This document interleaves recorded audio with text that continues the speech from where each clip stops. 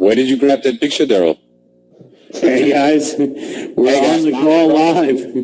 Yeah, hey, it's me, Mario Brown, here with Daryl and Brian, and I'm just surprised right now because I'm looking at this shirt and I'm not recognizing it. But we're here, of course, today for the big franchise call. And Daryl, Brian, are you here?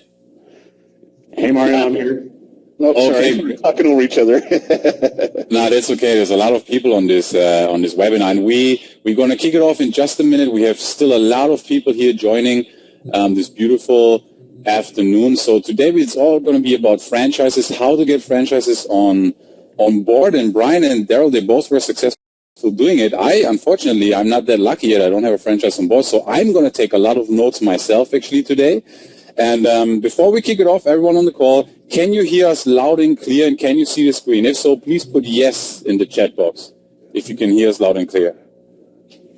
Who do we have here? Kathy, Dick, Ben, Todd, Wayne, lots of people.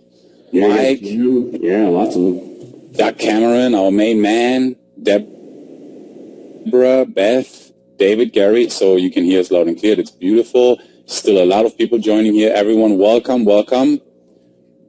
And Brian, let's see what else is new. Man, lots of stuff. I'll tell you, everything we're working towards.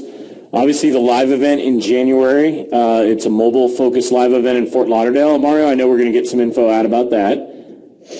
Absolutely. And Vegas was big, of course. Daryl was on stage. He was on the speaker panel, but he also spoke at the event, which was amazing, and people loved it. There was a very emotional presentation, and I loved the whole introduction with Siri, of course. But we don't want to take it away. Yeah, if you missed it. But he has the recording, so one way or the other, you guys going to see and hear about it, and still lots of people joining. So, but I think, to be respectful of everyone, we're going to get started right now. And with that being said, I'm going to grab my notepad. I'm going to lean back and take notes myself. And with that being said, Brian, Daryl, I give it to you. Okay, great. I'll start by just some introductions, you guys. This is something that I've wanted to do for a couple years, and when Daryl and I became associated in Offline Renegades in our coaching group, and we started realizing we were doing a lot of the same things, I knew that I finally had to get this product done, and Daryl was a perfect one for us to team up with and kind of do the work, because we had between us a lot of franchises. We had the failures, the successes, all that kinds of stuff.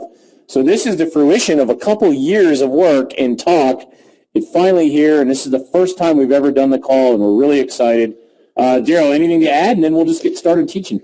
No, I'm just super excited about franchises. I extremely love franchises. There's a lot of opportunities. And guys, just pull out your notebooks, because really we're going to go over a lot of information, and it's going to be spewing. But we do have a lot of experience with franchise. I actually have 7 franchises that I work with. I don't know how many Brian has, but together. I just have 3. Yeah. We have a lot, and it really totals up to a lot of my business. I'd say over 85, almost 95% of my business are multiple location franchises in that realm. So I'm excited for it. Okay, no, fabulous. Well, without any further ado, let's get started, Daryl. We'll just get right into the meat, if that's okay with you. All right, so guys, I'm going to start on some of the beginning. Here's what we're going to do. We're going to do some training and education around franchises. We're going to get into some real-world examples from Daryl and I, and then I'm going to do 2 brief examples, one from 2011 and then a win from 2012. Daryl's going to take you through a recent win in the last 90 days, a 200-location franchise win, and then we'll wrap up. So why don't we start here? I think you know that franchises represent a big opportunity. I know we got a slide of stats coming up, but the reality is there's roughly 50% of all retail transactions flow through franchises. 4% of all businesses in the U.S. are franchises. It's some monster numbers, but what I think all of you will agree, none of that has anything to do with why Daryl and I are so pumped up about franchises. Here's why. At the end of the day, who wouldn't get excited if you can sell a deal once and then get paid and reap the fun part of the deal where you're signing new contracts over and over and over again? So instead of a long sales cycle, you close a deal or you lose a deal and then you go on, we're going to talk to you about how to do a sales cycle. You close it, and then you just keep winning on a regular basis. couple this week, couple that week with no new effort. And that's why Daryl and I are really excited. Daryl? And it is. It's really nice to basically give your sales pitch or presentation once and then enjoy the residual that comes from it. It's just amazing. I get contacted every week by, franchisees that are looking for my help, and I didn't have to sell them on it. I didn't even contact them. It's just all these franchise owners talk, and they ask what's working, what's not, and they're always bound to say, hey, this is an awesome way that you can really expand your business. It's done great for me. So when they contact me, they're already sold. They're just wondering how much it's going to cost for them. Okay, super. I'm going to turn my audio down. Thanks, D. Wendell, for that. I appreciate that feedback. Guys, just a few stats. What would be a presentation from one of us guys without stats, right? 3,000 different franchisors. Now, those are the companies, like the McDonald's, the Subway, in the U.S. alone. And this is a global phenomenon. 825,000 different businesses, 18 million jobs in the franchise sector, covering, ready, 2.1 trillion just to the U.S. economy. So I thought this was interesting. Every 8 minutes of a business day, a new franchise location opens. And just as interesting and kind of that, who would have guessed it, right? The top franchise is obviously fast food. They're fairly dominant, in the numbers of locations and the revenue they do. And then out of that group, it's all about McDonald's. They're so dominant. Daryl, anything else on the stats? The one thing that really jumps out for me is about every 12 businesses is a franchise. I mean, that is a lot of opportunity. There's a lot of opportunity for us to contact these individuals and get with them. So that number, and also the every 8 minutes, just really jumps out at me in these statistics. So. Okay, well, sure. Let's move on to the next one here. So we all need customers, right? And it's a challenge. It doesn't matter if you're a local marketer, if you are a small business owner. At the end of the day, you need customers. And finding a new customer is work. I mean, I'm not going to sugarcoat it. Whether you go to networking groups, you send video emails, you fish them out of YouTube, whatever it may be, it still takes work. So if you can flip the slide, the work associated doesn't have to be a complex mathematical formula. How do you like this? The client acquisition cost equals your general marketing plus your direct marketing and sales, right? Your hourly rate plus your cost of any tools divided by the number of new clients per month. So we can come up with crazy formulas. I don't need a formula to tell you, and you don't need it to know that it costs money and takes time and a lot of energy and work, hard work, to acquire a new client. So what we want to talk to you about is how to acquire a new client faster and cut out, if you think about it, next slide, I think a lot of you spend almost all of your time in the prospecting phase. Traditionally, the market to franchisors, let's talk about a traditional approach. And Daryl and I were like brainstorming on this. We're like, yeah, what would you do? We're like networking groups, emails, referrals, of course, cold calling, drop in, whatever it may be. And then you're going to meet with the guy or the lady in charge. You're going to follow up. You're either going to win or lose deals. We try to be positive, so we just put win down. And then you're going to sign. We got a PowerPoint error. What it should say is you're going to sign a deal. Now, 90% of your time is spent prospecting. So the idea is, what if we could focus on real meetings and deals over and over again and cut out that number one at the top where it says marketing to franchisors, networking groups, all that work you got to do over and over again.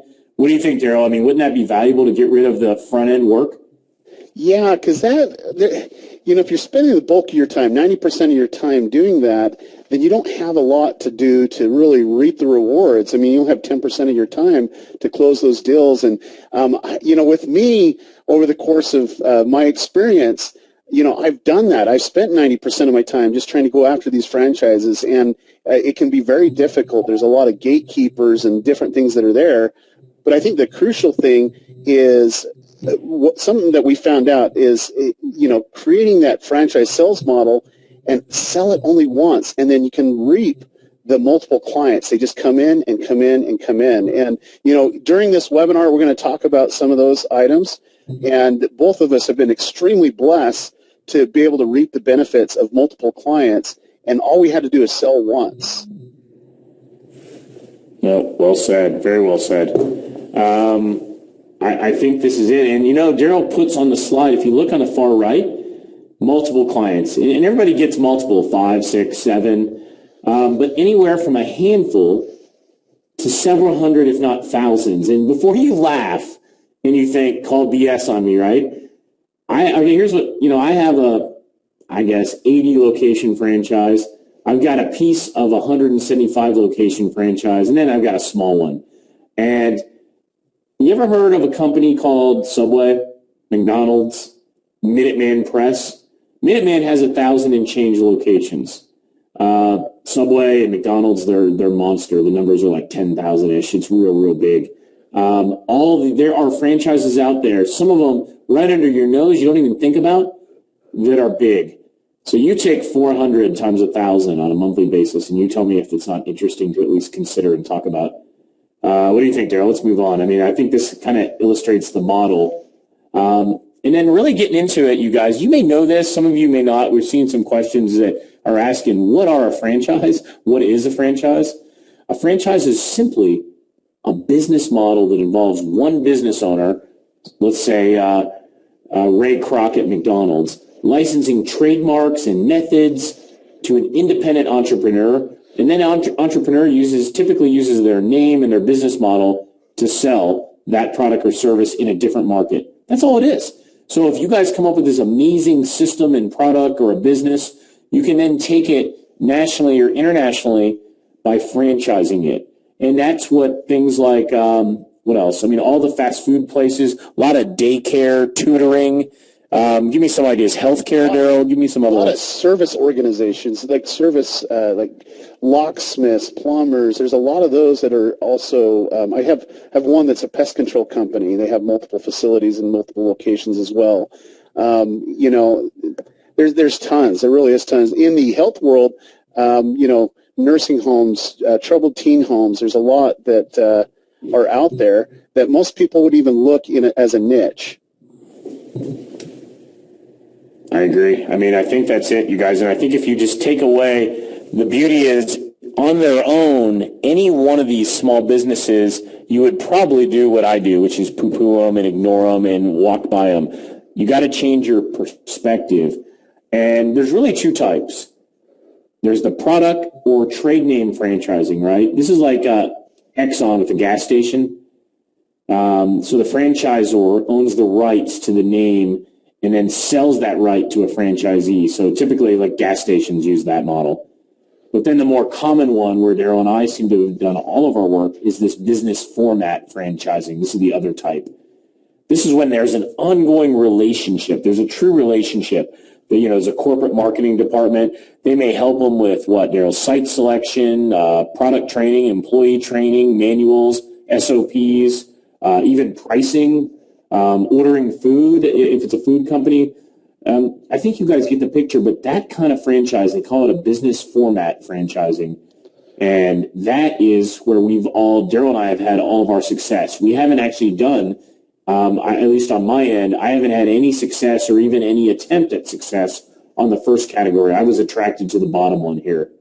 Same with me. That business format franchising is definitely, I think it's more prominent out there as well, and there's a lot of little smaller franchises out there, not only in the U.S. but around the world. The other ones, definitely, there's a lot more gatekeepers and executives that you'd have to go through to get to that as well. So really, what do you think, Daryl? You want to talk about the two core strategies? Yeah, definitely. Now, there's two core strategies on this to consider. The first is local. We all have local markets, and you're interacting with people that are franchisees, and they're a single franchise in a market. Basically, what we need to do is to figure out how we can deliver results, market to those with franchises to help the franchisor, the corporate, and this is a very, very important thing, because when corporate sees that you're actually benefiting a franchisee or on a local level, they're like, well, why can't you do that across the whole board? You know, why can't you, if they're doing it so great in, let's say, Philadelphia, why can't you do it across the nation here? And they're able to track a lot of this stuff, which is great. Also to use your local results to do whatever. And the reason why I kind of left that blank there is the local results, you know, whether it's mobile, whether it's your call tracking integrated with your websites or your Google Plus Local, or my favorite, video optimization, video marketing. There's a lot that you can do there on a local level. And on the national level, what you're trying to do is build a relationship with marketing teams as the franchisor, with ideally to do work even free for one location. So sometimes that you might have to even do a little free work to be able to show them, to prove.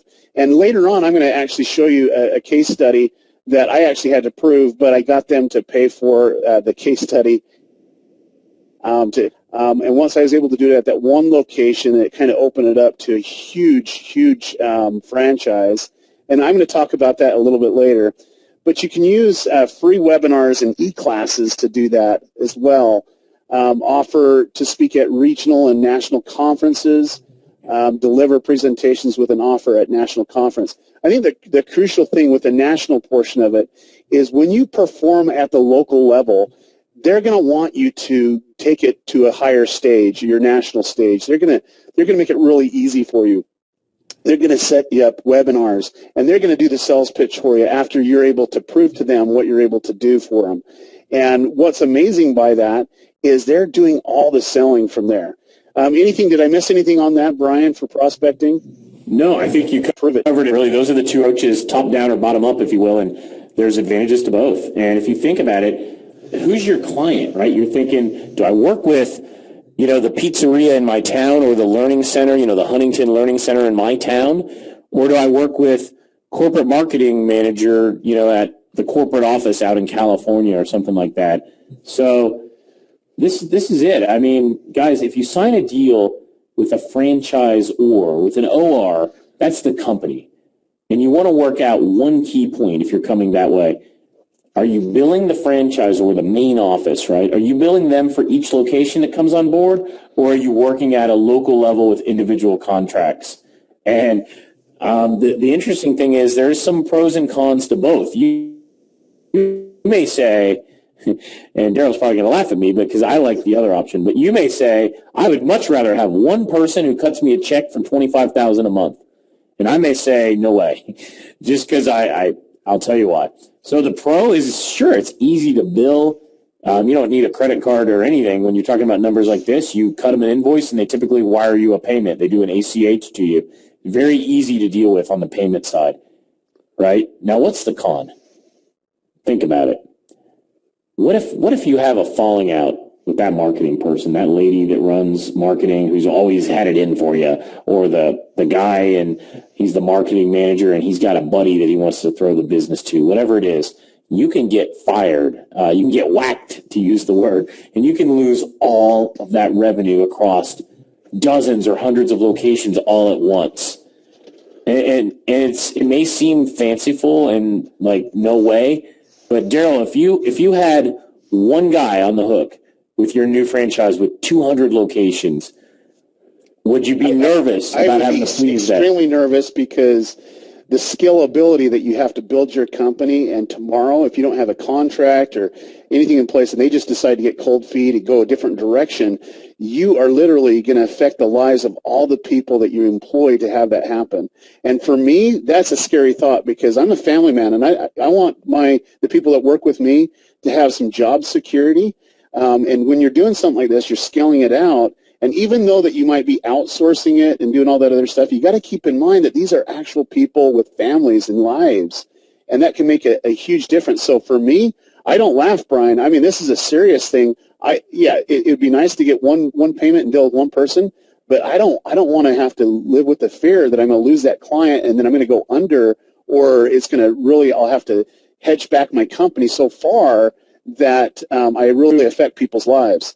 And I actually like this. I actually like working with individual deals in each of the markets, because the pro is that if you lose one client, it's a minor effect on your bottom line, and it really doesn't make that huge of a difference. The only difference that it would make is they do talk, and if they have a bad experience, they're going to turn from being a salesperson for you to being somebody very critical, and you're going to have to handle that reputation management, guys. Oh yeah, in a big way. In a big way. The cons for this is it's a bit more painful to deal with the terms and agreements and payment, but if you set it up right with the national and you get the national on board and you get them excited, I have it. Even one of the franchises, they actually subsidize because they pull in marketing budgets. They actually subsidize, but I also bill the individual franchisee in addition. So I'm getting 2 checks that are there, and it really helps out because that way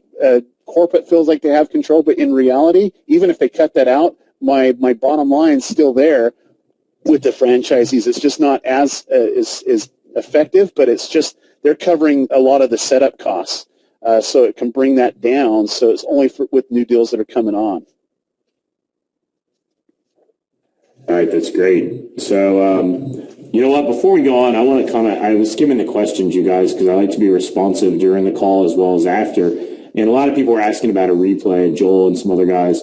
Yeah, of course, you guys. We are very blessed to have not only Leanne recording the call, but in the spirit of redundancy, I think we have our good friend Doug Cameron, and we have another person on the call that's recording it. So one way or another, we'll have a great recording. So thank you. I like to, with Doug Cameron, I call him Super Doug because he is so thorough. I've never seen a guy more thorough and more analytical. It's just crazy. Yeah, Doug is the man. Thanks, if you guys ever say you need a partner, you need somebody that is truly detail-oriented and analytical, I mean, Doug's a machine, besides the fact he's 6'8". But anyway, let's see. All right, enough, guys, on top. So services to provide, this is real world. It has to be easy. I wrote down simple, and I mean simple. All right, this is what I do. Number 1 is what I do on all my franchises right now. And I'm working on a number 3 franchise there on the bottom. But I do local SEO, 3 keywords. And I mean 3. I might report on more, but I only do work on those 3. Plus, I do video optimization, and I also work on ranking as part of the local SEO, like a press release or a citation site, maybe a Yelp or something like that, a review site.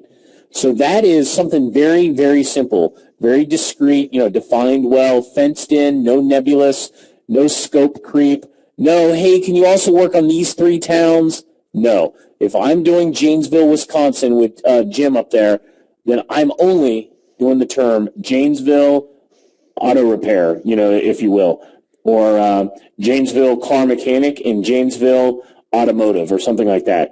Those 3 terms, that's it. I may report on more, but you have to keep it in a box, and we'll tell you why as we go on.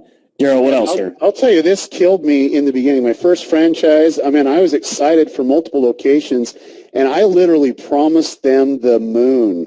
And I wanted to over-deliver on so many services, and it got me in trouble because then they expected that for every single location, and I was all inundated just with that work, and I didn't have time to really do any more, and it really created what I call a bottleneck, and it was about to kill me. And I got to the point where I'm like, oh man, Daryl, what did you get yourself into? And it was because I didn't keep it simple. I didn't just say, okay, this is what we're providing, and I over-promised, and I had to keep with my word. That's very important with me, and I had to over-deliver there as well. But I went back and renegotiated, saying, hey, this is what it's going to be now, and we can cut it back. Luckily, I was able to save it, but it was like almost 7 months of really hectic work schedules, just bringing this on and getting it to do because we were just over-promising stuff. And, man, it really got me in trouble. It really did. But luckily, we were able to turn it around and renegotiate and get back where it's more simple and scalable.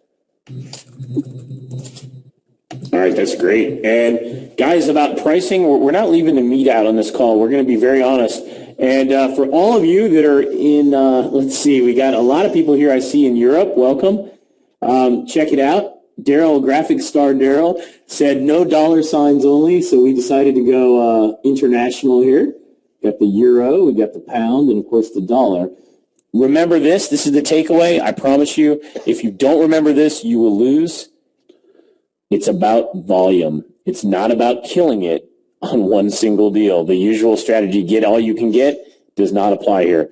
Think in terms of somewhere in this sliding scale, 350 to 950. Now, 950 is beyond what I'm doing. Daryl actually scored some 950 deals as part of his new client.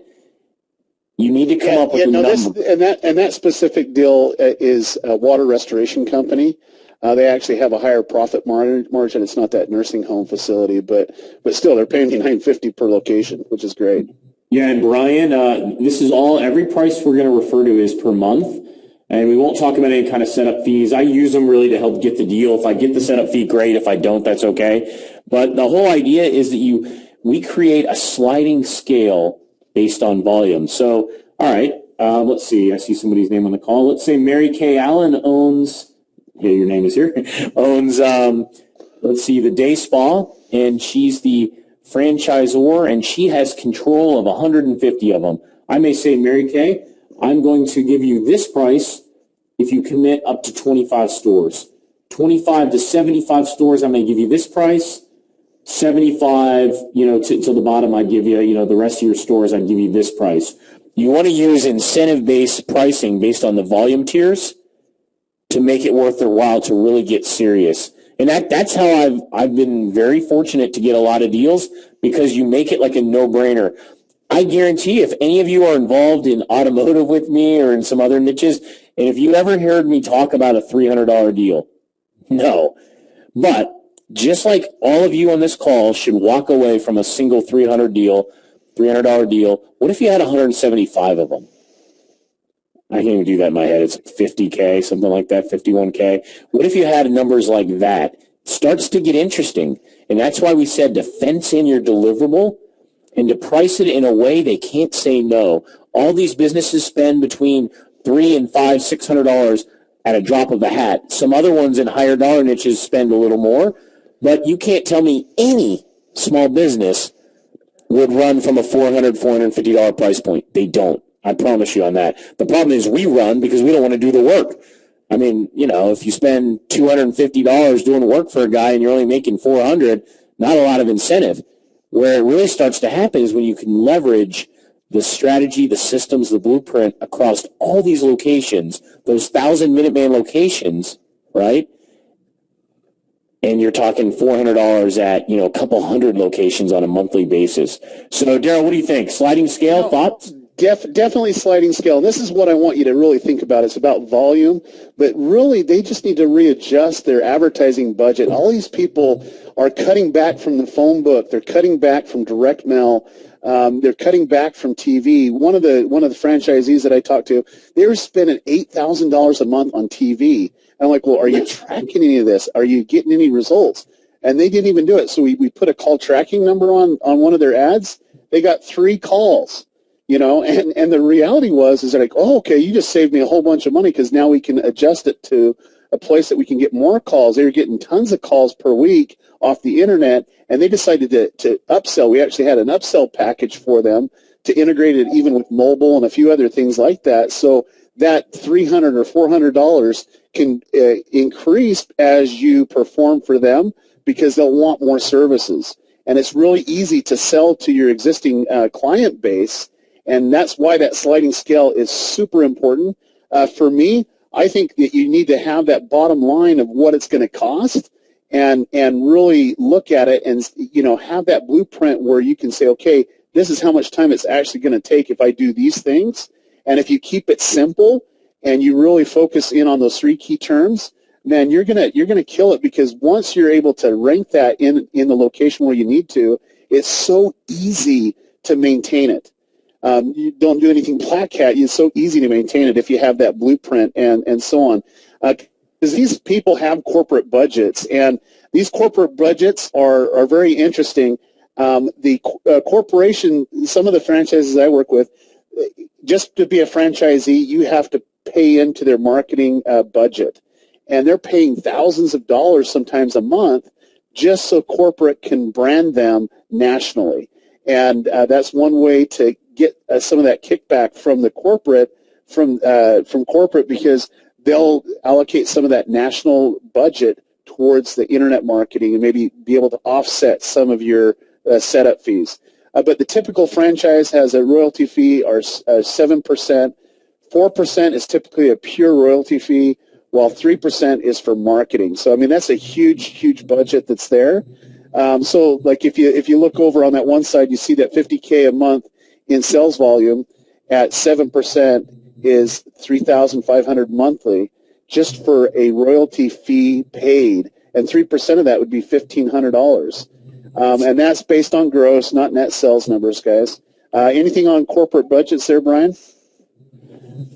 On the budgets, no. I think the one thing we need to understand is these stores or retail or franchisee, the SEE on the end, the local stores, they pay this fee, and as part of it, they're supposed to get marketing, and they're supposed to get advertising support. And in many times, they really get very little. So I use that as leverage when I'm trying to talk to a corporate person and investing some of that fee with me. So if they had $1,500 in this example, and I was just asking for $400, it doesn't seem like very much out of the money they're supposed to spend on this topic. So, all right. It's a no-brainer. It really is a no-brainer, but there are potential pitfalls in this.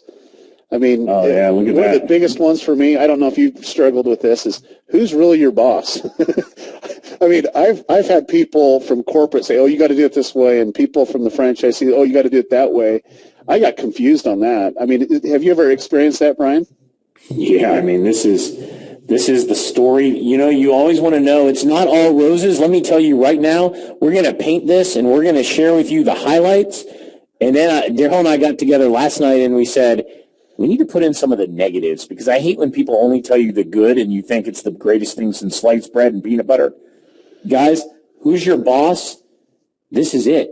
You may have individual contracts with the local stores, the local franchisees, and then you got this jerkwad, for lack of a better term, sorry, Daryl, at the corporate level who is driving you nuts, and he thinks you work for him, yet you have individual contracts with all these people. Unfortunately, you have two bosses. You have the one that's paying you, and then you have this strong influencer at a corporate level, and they can be a big pain. Daryl knows right now, I had a call today at 1 o'clock. I actually sought Daryl's advice out today on this call because I was getting hammered by the director of marketing. And in this case, she's really nice. I like her on some levels, but she's hammering me. On bullet point 3, I wanted a title tag changed on a website page. She kept saying no. I'm getting mad. I'm like, you're paying me the numbers you're paying me, and you won't change. You won't do it. You won't give me control, and you're disagreeing with my changes. I was getting ready to fire her today. I was that fired up until I calmed down. Oh, and he was. The money is big. The money's big, but there are pitfalls. Don't let anybody tell you there isn't, and these are some of them right here. But they're really easy to deal with, too. I mean, when I say easy, I mean, of course it's going to get us fired up and so on.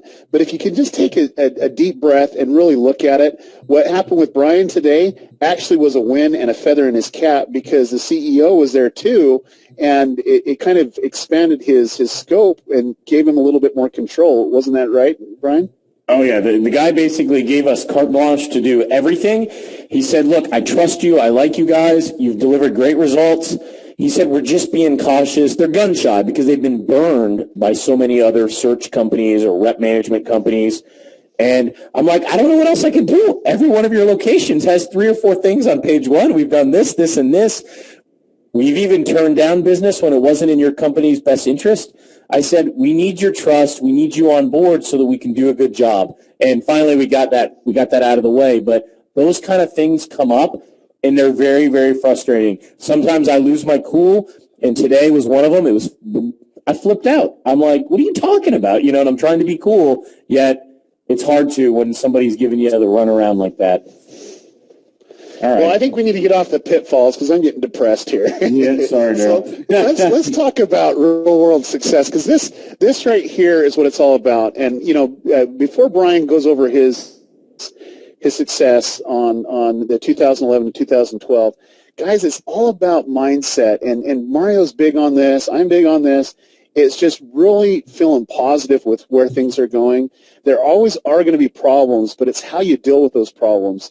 That's why I say just relax, take a deep breath, go for a walk if you need to cool off a little bit, and clear your mind. And I promise you, when you bounce it off a few things, and if you bounce it off people that are not negative, that are positive, you'll see some positive benefits. And when Brian was able to bring that up with me, it kind of got me fired up, because I knew how he felt, because I had a controlling corporate that was looking over my shoulder and double checking the work and all that other stuff, which is fine, but it was really slowing down the progress, and it is frustrating. But the reality is because he kept his cool, even though he got fired up just a little bit, but remained positive. I mean, he got what he wanted and then some. So yeah, I would be. Yeah, I went over the line. I made a mistake, you guys. I screwed up today because I was a jerk on the phone and I was emotional and passionate. But fortunately, it all worked out okay. But it's easy to lose your cool. And Daryl, you're so right, man. But it's harder sometimes in reality than it is to say it on a call.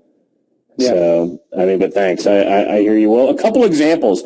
I got 2 slides, and then we got a real treat. Daryl's going to walk through a soup to nuts case study of the past couple months, I think, with his new client. But one of mine is I'm going to share real stuff. I'm not going to give you locations because it gets very frustrating when people call up your clients. But number one is Sonatrol. It's a security company, residential and commercial here in the U.S., the UK, and Canada. It's owned by a large global Fortune 500 company called Tyco. And I initially won over a single location in Florida who was a large franchisee. I did work for them, and I was referred in by a college friend of mine. I got a referral to that location, so it was originally a referral. I then delivered. I then talked my way into giving a free presentation out in Tucson, and that's actually where I met. You may have heard us talk before about Angela Moore. She's on a lot of calls and does a lot of local marketing herself. She was kind enough to come to the presentation, kind of help me out there, and I had met her on the webinar only, and she came out and was really supportive. I spoke at the conference. I just had myself and one of my team, and I wasn't ready, and this is some advice I gave Daryl. I wasn't ready. I had 100 sign-up forms. I had Liz put them on everybody's chair, or on the, the front of the table in the meeting room before my presentation started. And that was silly. Talk about things you shouldn't have done. I should have done it at the end. But I signed so many deals at the end of this hour-and-a-half presentation, 21 to be exact. And this was an average, it varied a little bit, about $750 a deal. So I sold it once, back to the story. I sold it once in a mid-market, a town of about 400,000 people. I delivered results. I then never even talked to corporate in this case. I talked to the owner of this one, and he was very receptive to endorsing me to kind of speak at their user group, their national convention. And I spoke there. I actually did a product on this before, a little more low level, but this one is, if you look at this slide, I talked about social media and search engine optimization, kind of the convergence of the two. This was April of 2011, and it was good.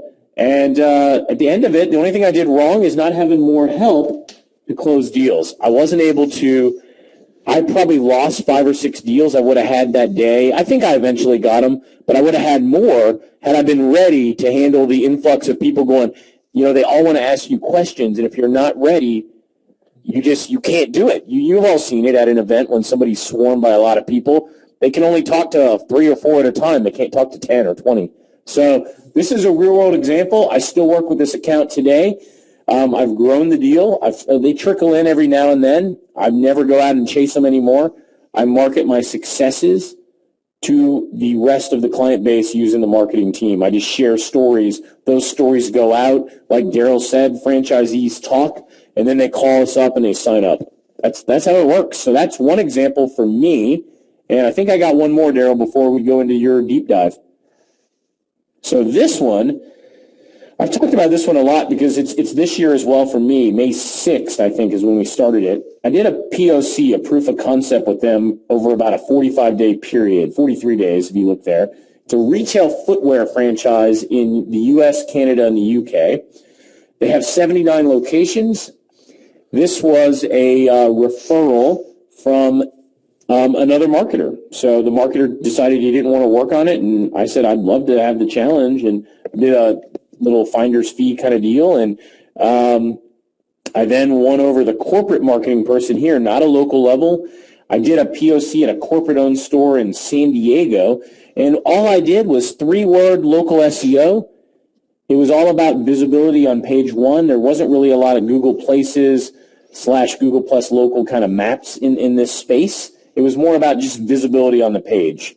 And so I had some success with video, a press release, and the website. Piece of cake. I did the whole thing with Fiverr gigs, you guys. I think I've shared that before. The whole thing with Fiverr, and then some simple on-page tweaks. I spoke along with Peter in May at the conference. This was also at the Luxor, where Mario Costas and I just had the event. That's kind of how I decided to do it there. I knew it was a great price for, value and et cetera. And let me tell you, the company endorsed us. The CEO stood up there and endorsed working with us in the experience to date, and the marketing lady, the director, endorsed us. I signed a lot of deals. We were ready this time. We did it right. We're at 44 right now. There's looks like 35 left, and we fully expect to get every one of them.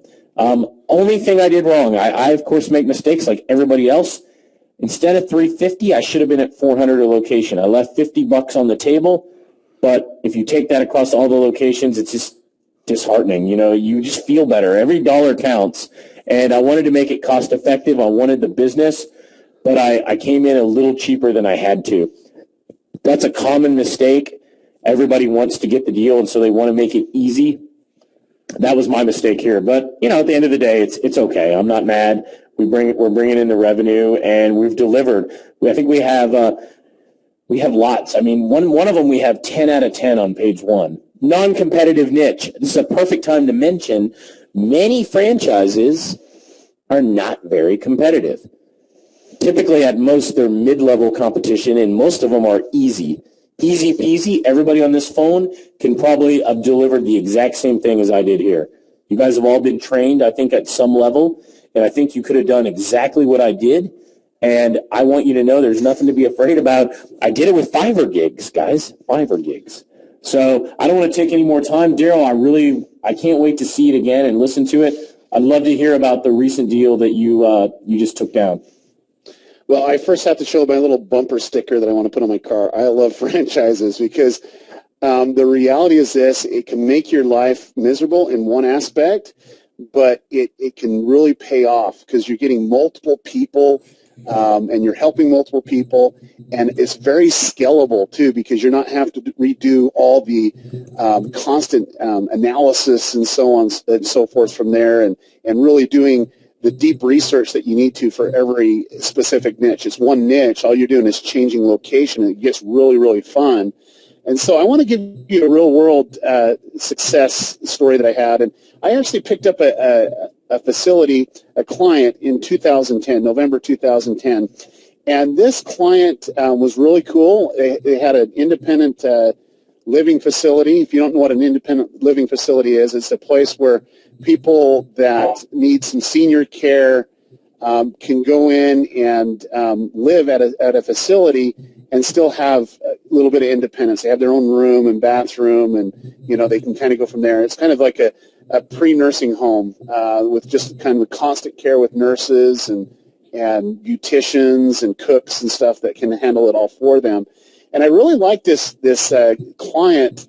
I live in a retirement community. There's a lot of golf courses here and a lot of nursing homes. And when I picked them up, I was super excited, and I was really excited when I found out they had 3 other locations. So I had to prove myself in this Utah town, and was able to dominate in multiple key terms and also multiple times on that front page. And they were super excited. And they gave me their 3 other locations, and of course I was able to triple my money there of what I was able to do for them. But then something happened. I found out that they were a franchise, and I was like super excited. I didn't know how big the franchise was. I just knew as I did more research on this, when I was looking at the other locations, that it just wasn't a one person that owned 3 or 4 different locations, that there was tons of them in the state of Utah and Idaho and Wyoming and so on. And I was super, super excited. So for the next 8 months, I know that you might say, wow, 8 months. I really tried to get in front of that vice president of sales and the CEO and so on. With me, just so you kind of know who I am, when I get my mind fixated on something, I am so determined to get it done. I mean, I can't get distracted. I really just narrow in. I don't know if I have some OCD issues or whatever, but the reality is I just really wanted to get them as a client. I saw the benefit, what I was able to do with the clients. So I basically had a plan of attack. I did a lot of emails and direct mail to the corporate franchise, and the reality was I just wasn't getting any responses. So I used the phone. I picked up the phone and called them. I even had my client call them to talk to the owner and the VP of sales. And the reality was, and this is what I found out, and a lot of great franchise had that really filled the calls, and it's probably the gatekeeper that does that. Somebody, it could be a secretary or someone, but this company has the most effective gatekeeper that I've ever met. She's a German lady, and she's just as determined as I am. And her job, and she has a lot of pride in her job. She takes pride of really a couple things, and it's this right here on the corporate. Stop. No salespeople or consultants allowed. They don't want anyone outside of their little realm to contact the people, because they get hundreds and thousands of calls each month of, people from India just trying to offer their internet services, or people, scraping the information off the internet and just doing a blanket email out to them or whatever, and they get a lot of mail and so on. I try to be as creative as possible, and that's one of the things I love to do, is to be creative and try creative techniques. I mean, I literally mailed them this postcard that's the size of an 8.5 by 11, and it opens up. It's a huge postcard, and I was just trying to get their attention. I'm telling you, this gatekeeper was super good at her job, and she had a new rule after it was like 5 months, 6 months into it, and she changed it. Stop. No people named Daryl Eves is allowed to ever contact anyone at BHIP, because I was so consistent. And I'll tell you what, we were on first name basis, and I was very consistent because I had my mind fixated on that, and I really, really wanted to do something. But this is what happened. In March 2012, I decided to do something, a strategy. I wanted to do something creative because nothing else worked. And I thought, I tried all these other things that work with other franchises, but I wasn't able to do this. So I wanted to come up with something that would really, really take it to the next level. And I wanted to get the attention of the owner and also the vice president of sales. Now, you got to keep in mind that I got to know the company really well, and I knew that the franchise company actually owns some franchisees' locations around their corporate headquarters. It's a great way that they're able to do a lot of beta testing and test marketing, so they can kind of break it out and give it to all their franchisees, so they can kind of keep it real, which is a very, very smart idea. And I use a strategy is what I call the video phishing method. Those individuals that have purchased my product for the offline video domination, you've seen all the training on this and the great things that are there. And for those that don't understand it, basically I use video to really get past the gatekeeper and get to the person that's actually the decision maker. And I like to call them the big fish.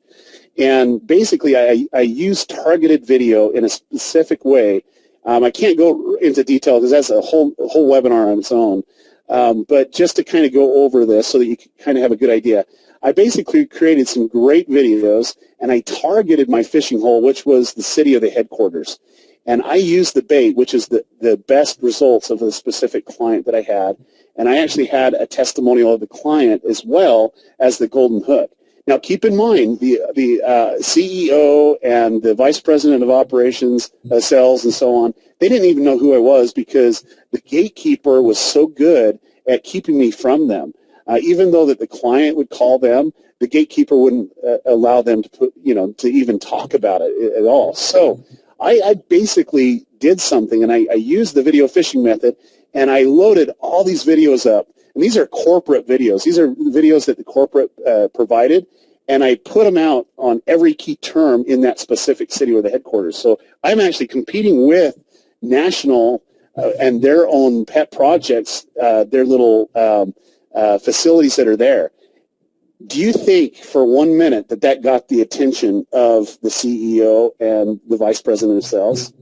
You bet it did. It took a little bit of time, but guess what? On May 15th, I got the blessed phone call. And this phone call, guys, wasn't one. I had someone that was so livid and angry on the other line. They're like, what in the heck are you doing? And they really went off, and I kind of explained. I says, have you ever wondered why those videos are there? You know, how I was able to beat you out. And I'm here in a small town in Utah, and I was able to do that. He's like, yeah, I was wondering why. And I switched that phone call, and that vice president of sales was asking me questions of how I did that. You know, I wanted this conversation to happen 8 months earlier. I tried for 8 months to do everything in my power to get past that gatekeeper, and I couldn't do it. So I had to use the video phishing method to get past that gatekeeper and go directly to the vice president of sales. And he says, you got to take those videos down. You don't have any right to use them. And I knew I didn't. You know, we kind of modified it a little bit. And I says, I just wanted to grab your attention. This is what I'm able to do. And I actually explained to them what I could do for them. I showed him what I was able to do for the current client. I actually had his ear, and it caught his attention, and he really wanted to know how I was able to get not only one, but 5 or 6 different video properties and different things to show up above his listing. And I really, really had his attention. And guess what, guys? This little stop sign, no salespeople or consultants allowed, was able to change that day, and it becomes go. Pay Daryl Eves a lot of money. And that's what happened. And it was a great thing, because that salesperson, that vice president of sales, he goes, man, this is super exciting. I'm going to bring it up in our next board meeting. And they brought it up with the CEO, and they were going to fly me up to the location, and it got too busy or so on. And he came back and says, everyone's super excited, but we need to give you a test trial. We need to make sure that this really works, that it's just not something that you're able to do just once in these small little towns in Utah, that you can actually do it in our toughest market, which their toughest market was Albuquerque. And Albuquerque, if you don't know Albuquerque very well, I know it extremely well. It's a retirement community that has a lot of nursing homes.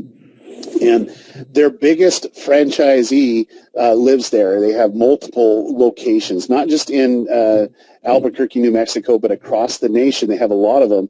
And they had a facility there that had 9 available beds. Now, let me tell you the dollar amount of those 9 available beds. The dollar amount on that is about $3,000 to $5,000 a month per bed. So you times that out, $3,000 to $5,000 a month times 9. That's what they needed to fill. And as I was given this trial, corporate was actually paying me to do this marketing for them starting June 1st. And I basically had to promote one of their locations, which was the Albuquerque, with one key term.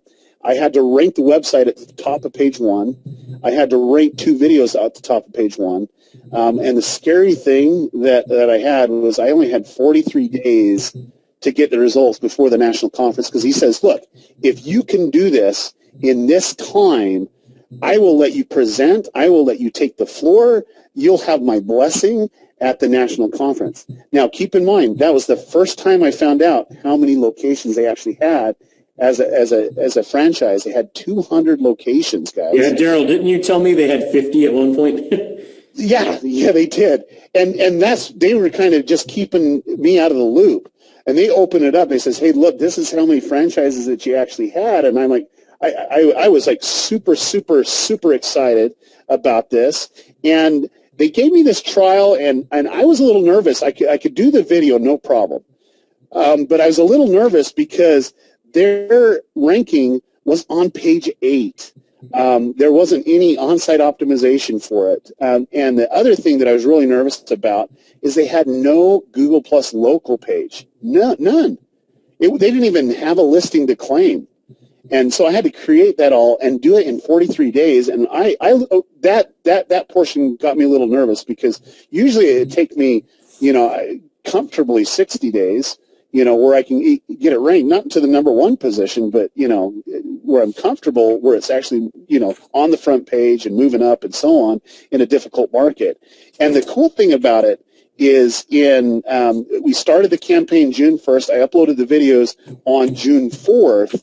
And on June 12th, this is what I showed the franchisee and also the vice president of sales. We actually have a video on the front page, and it's number 3, okay, for the specific key term that we're going after. They were super excited. They says, okay, what's going to happen next? I says, look, I'm promoting some press releases and some videos. We also claimed the Google Plus local thing. We did that a week earlier.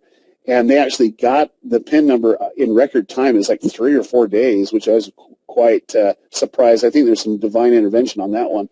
And we were able to claim it and so on and start building citations and so on. But on June 12th, you can see that video was uploaded on June 4th. We actually had that listed on the front page, which was great. It sent the right message. On June 26th, we actually had 2 videos at the very, very top. So we accomplished one of the goals that we had, was to get those videos to the top. Now all we had to do is bring the organic up on page 1 and have other multiple things. On July 3rd, just the day before my favorite holiday, we actually had all 3 on the front page like we needed to. And we actually had 1 video. You can see that we had the organic that's there. And then we also had another video that was down below that kind of jumped down a little bit. We was doing the little Google Bounce thing. And it really, really got me excited. And what happened there was they said, okay, you're good to go. We're going to have you on the national conference, and we're going to go ahead and let you present. It's in the middle of July. Let's go ahead and get you ready for that.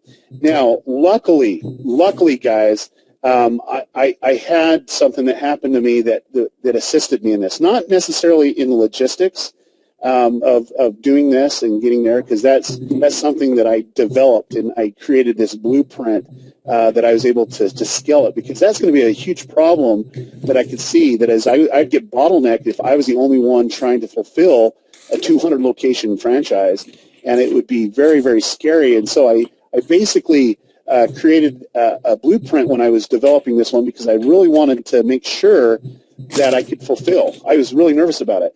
But what happened back in May when I found out of the possibility, I actually had a mastermind. And this mastermind got me in the right mindset and was able to do something for me, because, most of my franchises, I only had 10 or 12, or a 20 location type franchise. And this mastermind was able to do a lot of things for me, because Brian had the experience, Mario had the enthusiasm, and they basically helped me develop what I needed to showcase in that national conference. And that was my mindset. The mindset was getting that national conference. I had 43 days to do it, and Brian gave me some great ideas of how to close the room, because I literally was just going to go up by myself and do it like I did at other locations, and that would have been horrible. I had all these people that had tons and tons of questions, and Brian says, dude, you need to take at least 3 or 4 people.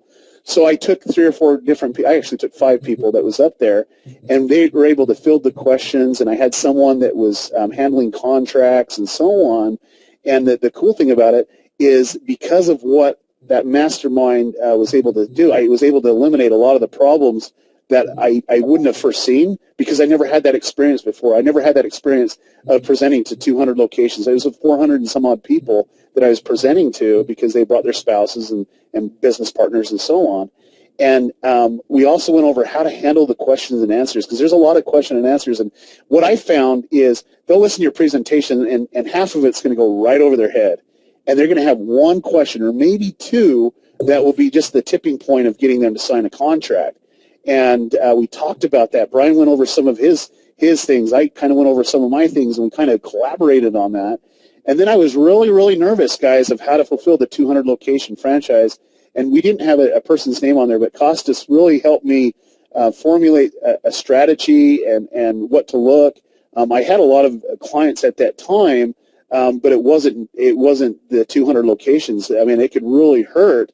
And if I brought on all those 200 locations all at once, it could really put me in a bind where that I couldn't fulfill. And if I couldn't fulfill, guys, I would have the worst reputation with this company, and they wouldn't want to use me for future franchises. So there's a lot weighing on this, and I'll tell you what, this mastermind helped really develop what we're talking here today, and it really firmed up because I had years of experience about it, but never with this huge of a location. I mean, it was just crazy what we were able to pick up.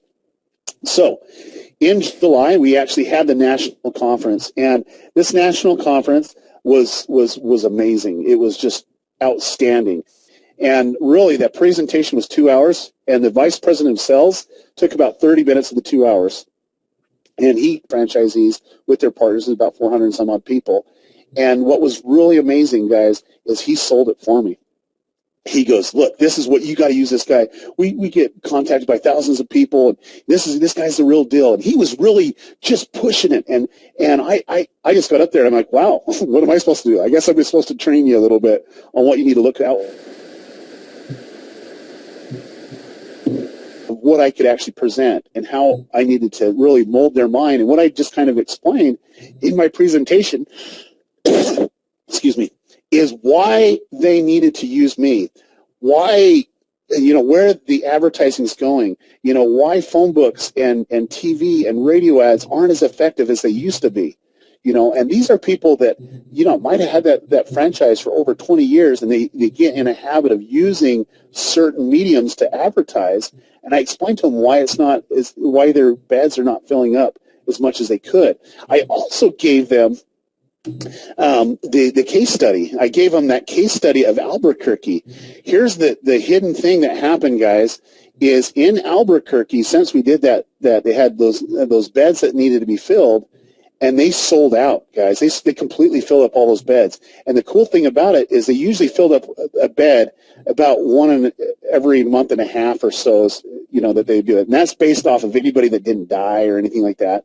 So the owner that was there, and he was like, oh, man, we're building our next facility because, we're completely full now. Now, remember, $3,000 to $5,000 times 9. That's a lot of freaking money, guys.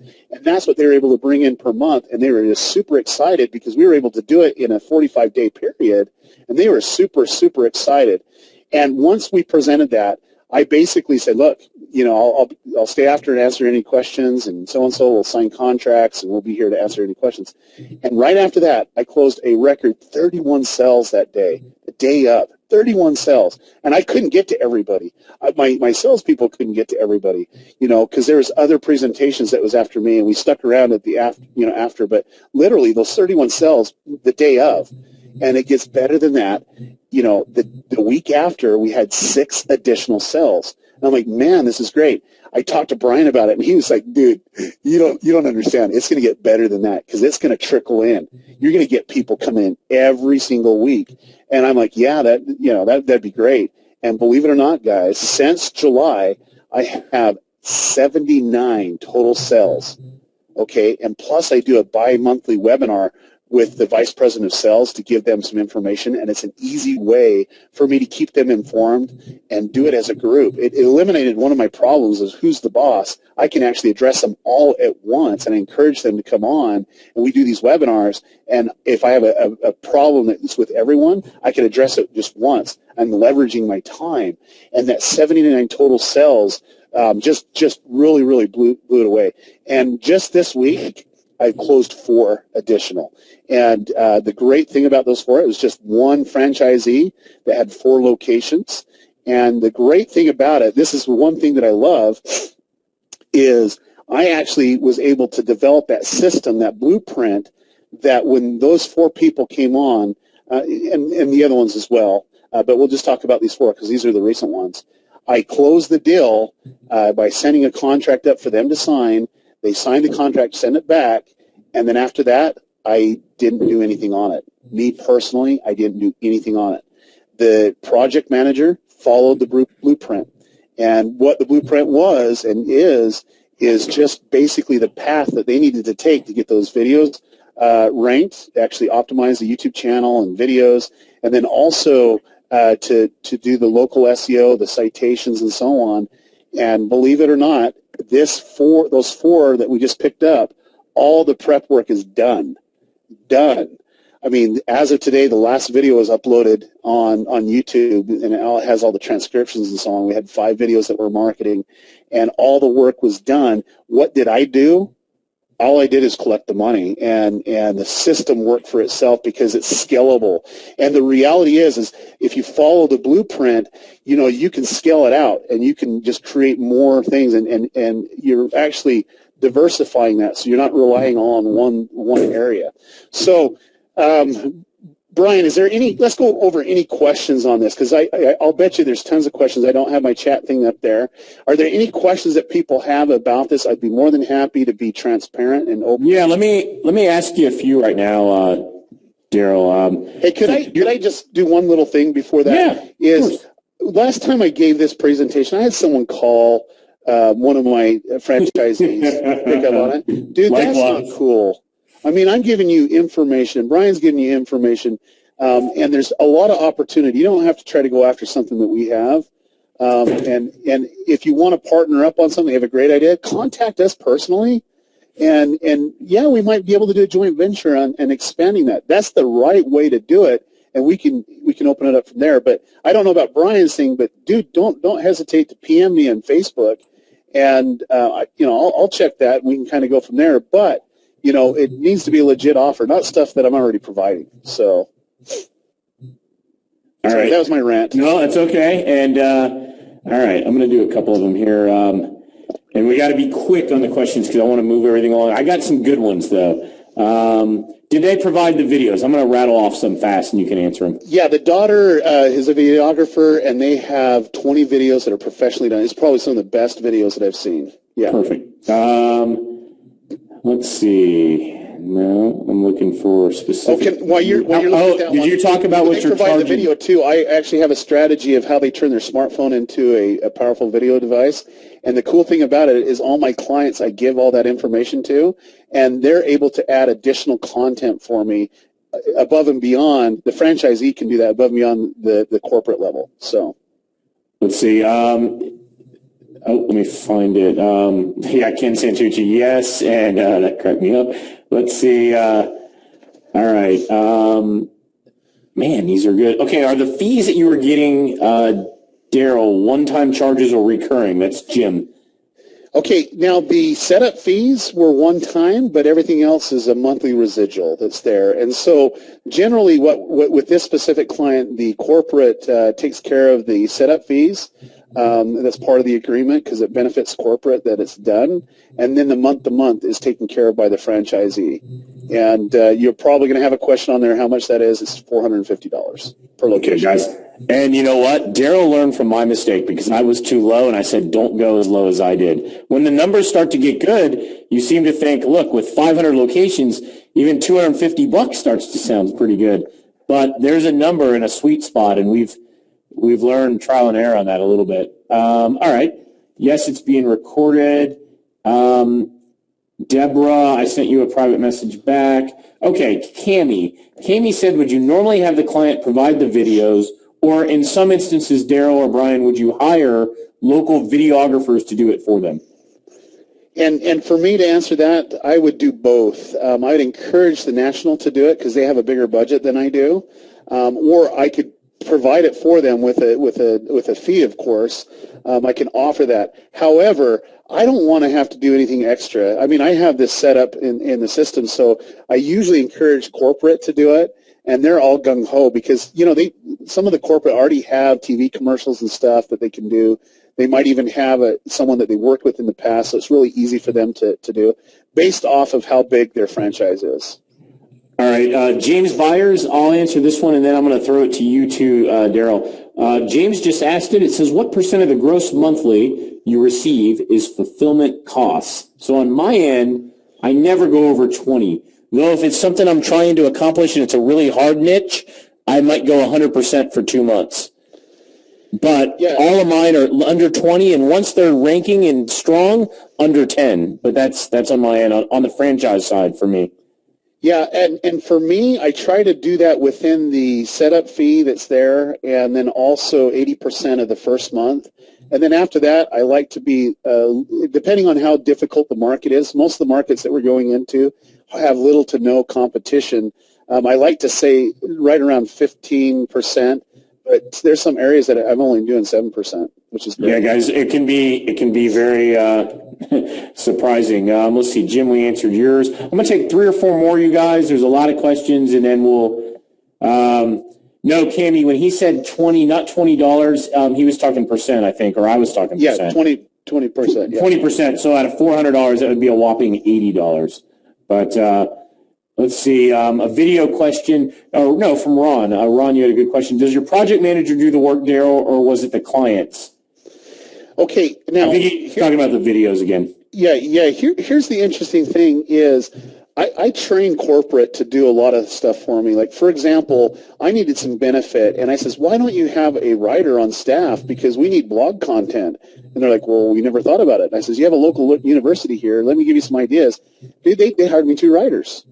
Did it come out of my pocket? No. And what I did is train them, and I leveraged them to benefit everyone across the board. And so on video, I do the same thing. And generally what I have them do is once it's done, I have them upload it to a Dropbox location, and then we can go ahead and scale it across the board because, it can get tricky because we're actually creating 79 different unique YouTube channels, and we have to vary it up because we don't want duplicate content on there. It's a very technical thing, but you don't want duplicate content on there, so we have to just create it special. But once we have that, it's really, really simple, and I have a crew that's doing that. It's really simple.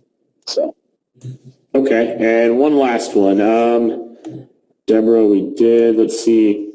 And I don't think we can answer this in full, Richard, but I want to read it out. It's a good question. How do you approach the office to get their attention where they will respond? Daryl, I know of some locations that their reputation, the reviews themselves are very bad. They really need help on multiple fronts, but I have no idea how to contact them. And that's probably a consistent theme out there of how do you find the right person, and there's ways to do it. That could be basically a webinar within itself, and the reality is there's a set way that you can actually get a hold of them. And what I usually do is don't try to do the whole enchilada. I just focus in on one area where I can help them. And there's been a case that for one franchise I did it for free, and I just showed them what I did. I documented everything. And was able to get the right person, and it's just knowing what to do on that. Do you have any better answer to that, Brian? No, it's probably a great answer. Last one, and then we'll move on, is how much do you change each video in each city, Daryl, when you're using the same basic videos over and over again? Yeah, I do an intro and an outro different, and I usually change up the music, and I do them at different lengths, and that usually that's unique content in YouTube. I also do some lower third stuff in the video itself, but we have it all set up. It's really simple. Like one of my project managers, when we did the 4 videos this week, just this morning, was able to complete 20 different videos because all she had to do is change the information in the video in just a couple key areas.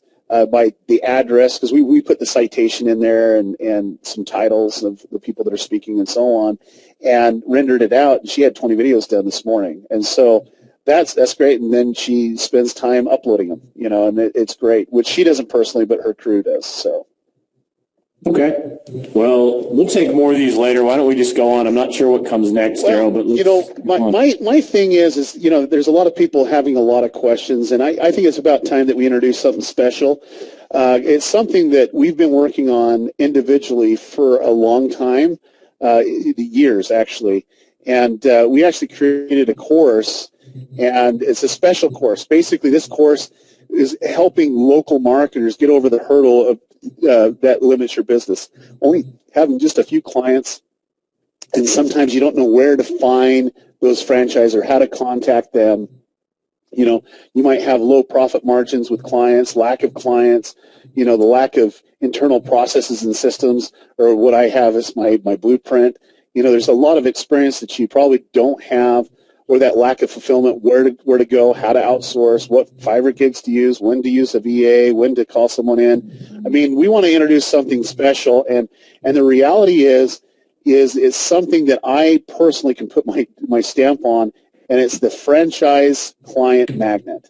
The reason why I wanted to be the franchise client magnet, and I talked Brian into this, is because you could become that magnet.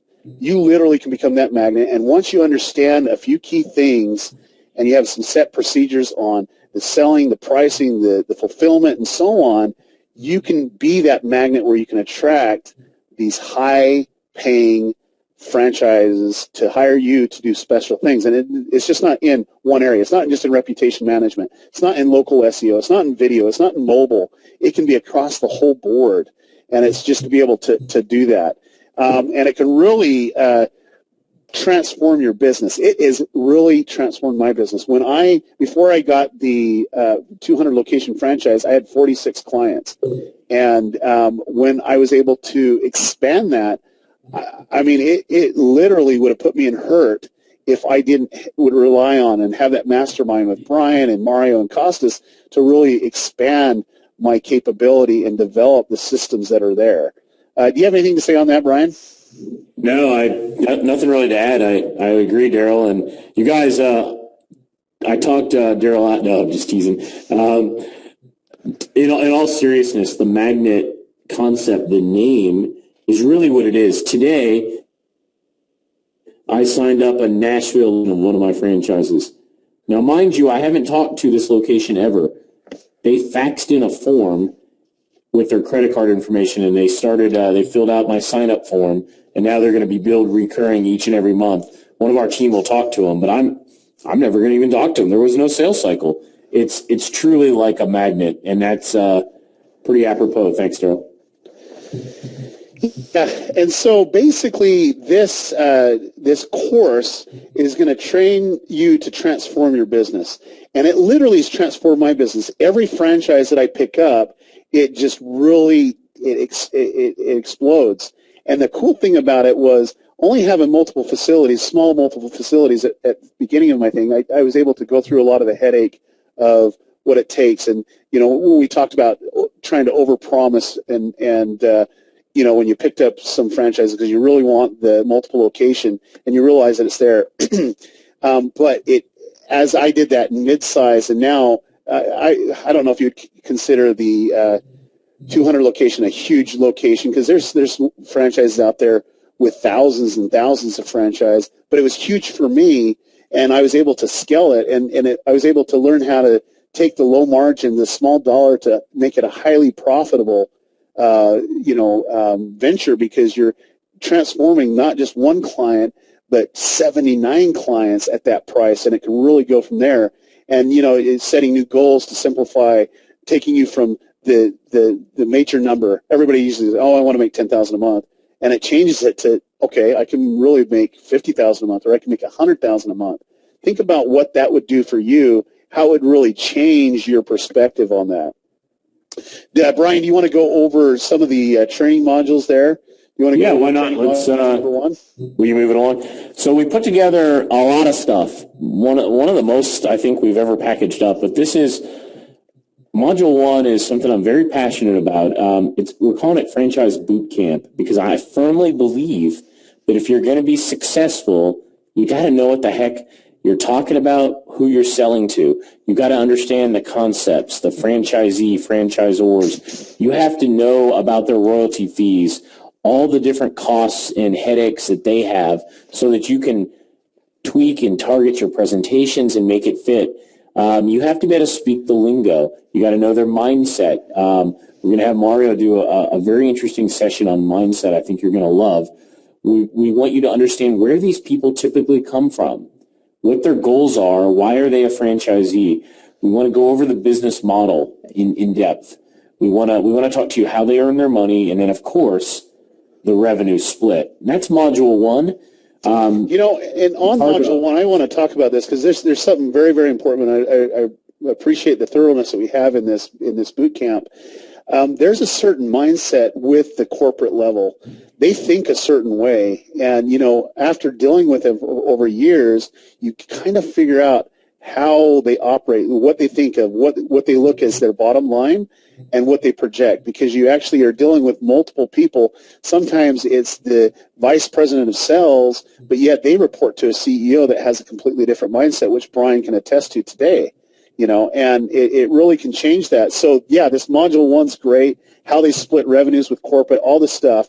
It's getting in there, and it's over years and years of gathering this information and putting it together so that I could be more effective, so that Brian could be more effective, and it's going to benefit you because you don't have to go through that learning curve that we had to go through. You didn't have to make those mistakes that we did as well. And Module 2, I really like because, there's some creative ways to do franchise prospecting. I know there's a couple questions on that. Well, how do you find out who's the owner of the company and who to contact?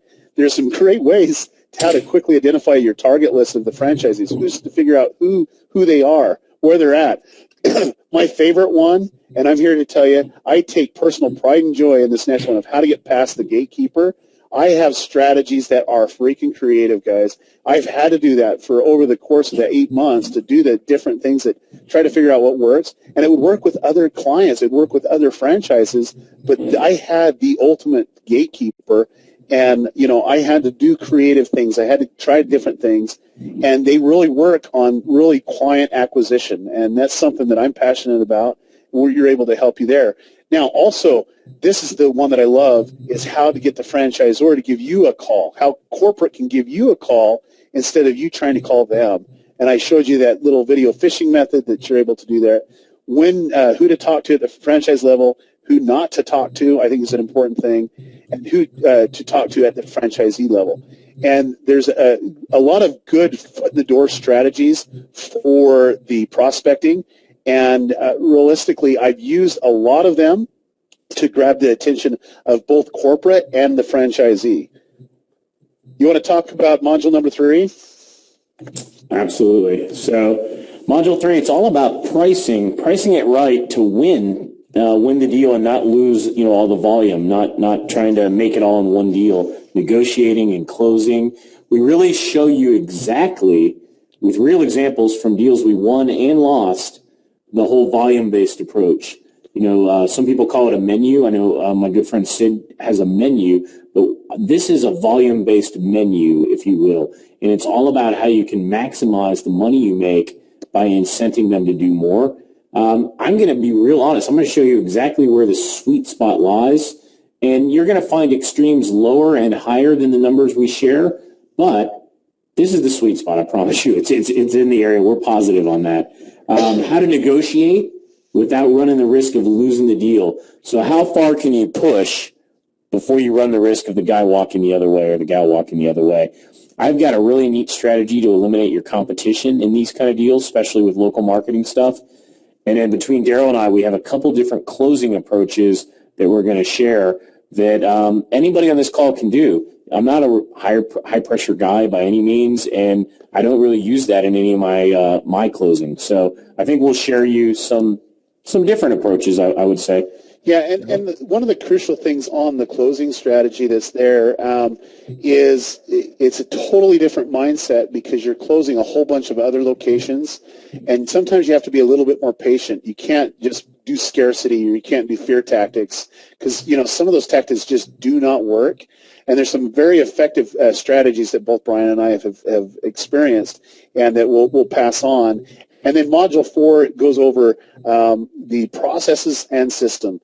I am going to share my super secret franchise blueprint.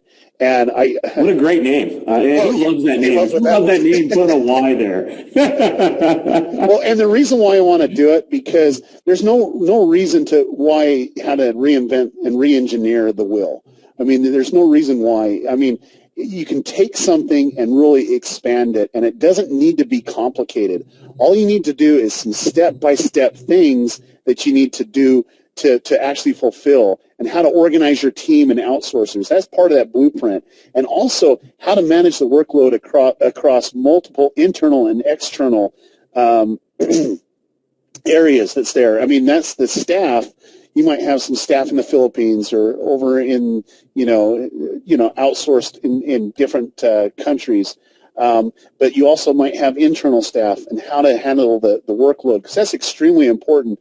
You need to know what the sweet spot is of how many clients that they can actually work with and report back to, because here's the thing that you don't want to do: take on so many clients and give it to one little group, and you have someone quit on you, or you might have someone that isn't a great responder back, but you can actually develop a blueprint that will actually fulfill and report and handle all the stuff. So all you got to do is collect the money and do some interaction with the corporate level.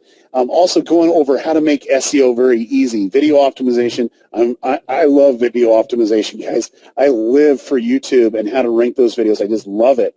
And if you know some of my stories, I have a client right now that has 170 million views. 170 million views. And this is my prediction. Next week, they're going to have over 1 million subscribers to their channel. I love video, and I'm going to show you some of my strategies on how to optimize those things, how to do some simplified reputation management with video and other press release and stuff, and then also managing the sales funnel, how to really send the message to the franchisees and the franchisors that you're actually doing your job, because they want to see actual numbers. And it's not always sales, guys. It's how you're tracking the amount of visits and so on. When we did that Albuquerque example, that case study, all their corporate websites on one website, and it's the domain name / the location. 1/5 of all the traffic was coming from Albuquerque. Do you think that sent the message to the corporate? You bet it did. And we show you how to track and how to convert off of those things, and it sends the right message. There's no reason to overcomplicate this. Also in Module 5 is about business strategies and that training. You want to go over that, Brian? Yeah, no, business strategies, you guys, is about us helping you. We've called them 20 groups in other programs. We've done live Q&A, and what we want to do is we want to bridge the gap between dynamic content in a course and video training and live webinars. We want to bridge that gap with real interaction. We want to share real client stories beyond even what we're sharing right now. And everything you've seen today is true, and it's our own personal type work product. But we want to share where we failed, where it worked. We're going to share a lot of stuff, but we also want to share yours. And we want to hear the good and the bad, the opportunities. We're going to show you where we dropped the ball, where I charged too little, how I could have done it better, all those kinds of things. And then we're going to do a lot of FAQ, because that's always extremely useful to everybody. If you have a question, odds are 10 other people on this call right now. There's 1,000 people on the call at one point, and I guarantee if one of you had a question, at least 10, if not 20, had the same one. So very interesting. And it was for me that mastermind group to be able to discuss this with someone that had the experience of doing that really helped me filled my questions, because I had certain questions, but I didn't know who to ask. I didn't know what to do. So we took those common questions, those issues that we faced, and Brian's one of the first issues was, you got to charge more, because I literally wish I would have just charged $50 more. I'm like, well, maybe I'll charge $100 more than you, based off of that. And the reality, it works. It's good to have that. It's good to go over that. So, yeah, definitely those business strategy training is great. Implementation, again, we're going to go in detail on that super secret franchise blueprint. We had to put it in there twice because the implementation portion of it is a big portion of that blueprint. You can definitely follow it step by step, but the implementation is extremely important. We're going to give you trusted vendors with white label, advanced training on both SEO, video optimization, and also simplified reputation management. And really, this one right here, and luckily I had that mastermind again, is how to get past that bottleneck, because realistically, a couple strategies was given to me in May, and I implemented it immediately. And if I didn't implement those ways to get past that bottleneck, I literally wouldn't have all those clients and be able to go home and spend time with my family, because I'd be working the whole time and under-delivering because I couldn't do it all myself. That bottleneck would have killed me. And luckily, Costas and Brian and Mario was able to see the light and help me do that. And ever since then, I not only did that, but I doubled what I was doing just to gear up for it, because I was super positive I was going to get this thing. And then we also are going to go through the implementation on it, on the reporting as well. In Module 7 is marketing your success. And Brian, you want to take this one? Yeah, this is over half the battle of retention. You all want to know how you keep clients. It's all about marketing what you're doing right. Even if you're only doing it right in some locations, you got to market that all the time. And it's not as simple as a Raven Tools report or a Bright Local report for those of you that are kind of savvy on the call. Checkpoint calls with the franchisees, checkpoint calls with corporate marketing, how to do it, how to minimize how long you have to do it, dealing with the unexpected surprises of ranking for lots of additional terms or not ranking fast enough in a market, whatever it may be. And then Daryl likes to talk about, and it's the same thing for me, it's all about marketing your success, how you highlight a major success that happens in a single location. You know, like I have one of my locations that have 10 out of 10 on page 1. That's awesome. I share that out everywhere. Now, between all of us on the call, it's completely non-competitive. It was a joke to do. That's honest. But that doesn't matter. That is completely irrelevant to the results. And then, of course, we share out some tooling and stuff that we use, and you can use the same ones if you want. You know, and we went through every module, and you can see in the right-hand corner that we put a value for that. So, I mean, we basically have, a Module 1 and Module 2, the value behind it. Module 6, really, I couldn't put a price on it. It's definitely priceless because of some of the techniques that are there can make you a lot of money, and you couldn't really put a value on it. We put priceless on that's there. So, really, the total training will be over $2,800. But guys, we're real. We know what it's about. I mean, we understand that we need to contribute back, and we need to make money for us a little bit, for our time and effort and our experience, but we're not going to ask for $2,800. Brian, what do you think on that? I mean, we already went through this. What would be worth it would be, the one-time payment of $297 for all this together, and 2 payments of $175. But we always like to really have action takers, people that can do it. And if you can go down there to franchiseclientmagnet.com/go, you can go ahead and make your payment there of $297 and $175, 2 payments of that, and really go through it. But we like action takers. We like people that make a difference, that they can see an opportunity and they take it. And when they take that opportunity, I think that we need to give them a little bonus. Don't you think, Brian? I think it's a good idea, Daryl. What do we have for him today? Well, I have something here that I am super excited about, because one of the bottlenecks that you have in dealing with multiple clients is how to manage all the follow-up, all the appointments, all the things that you need to do, where they're at in the process of things.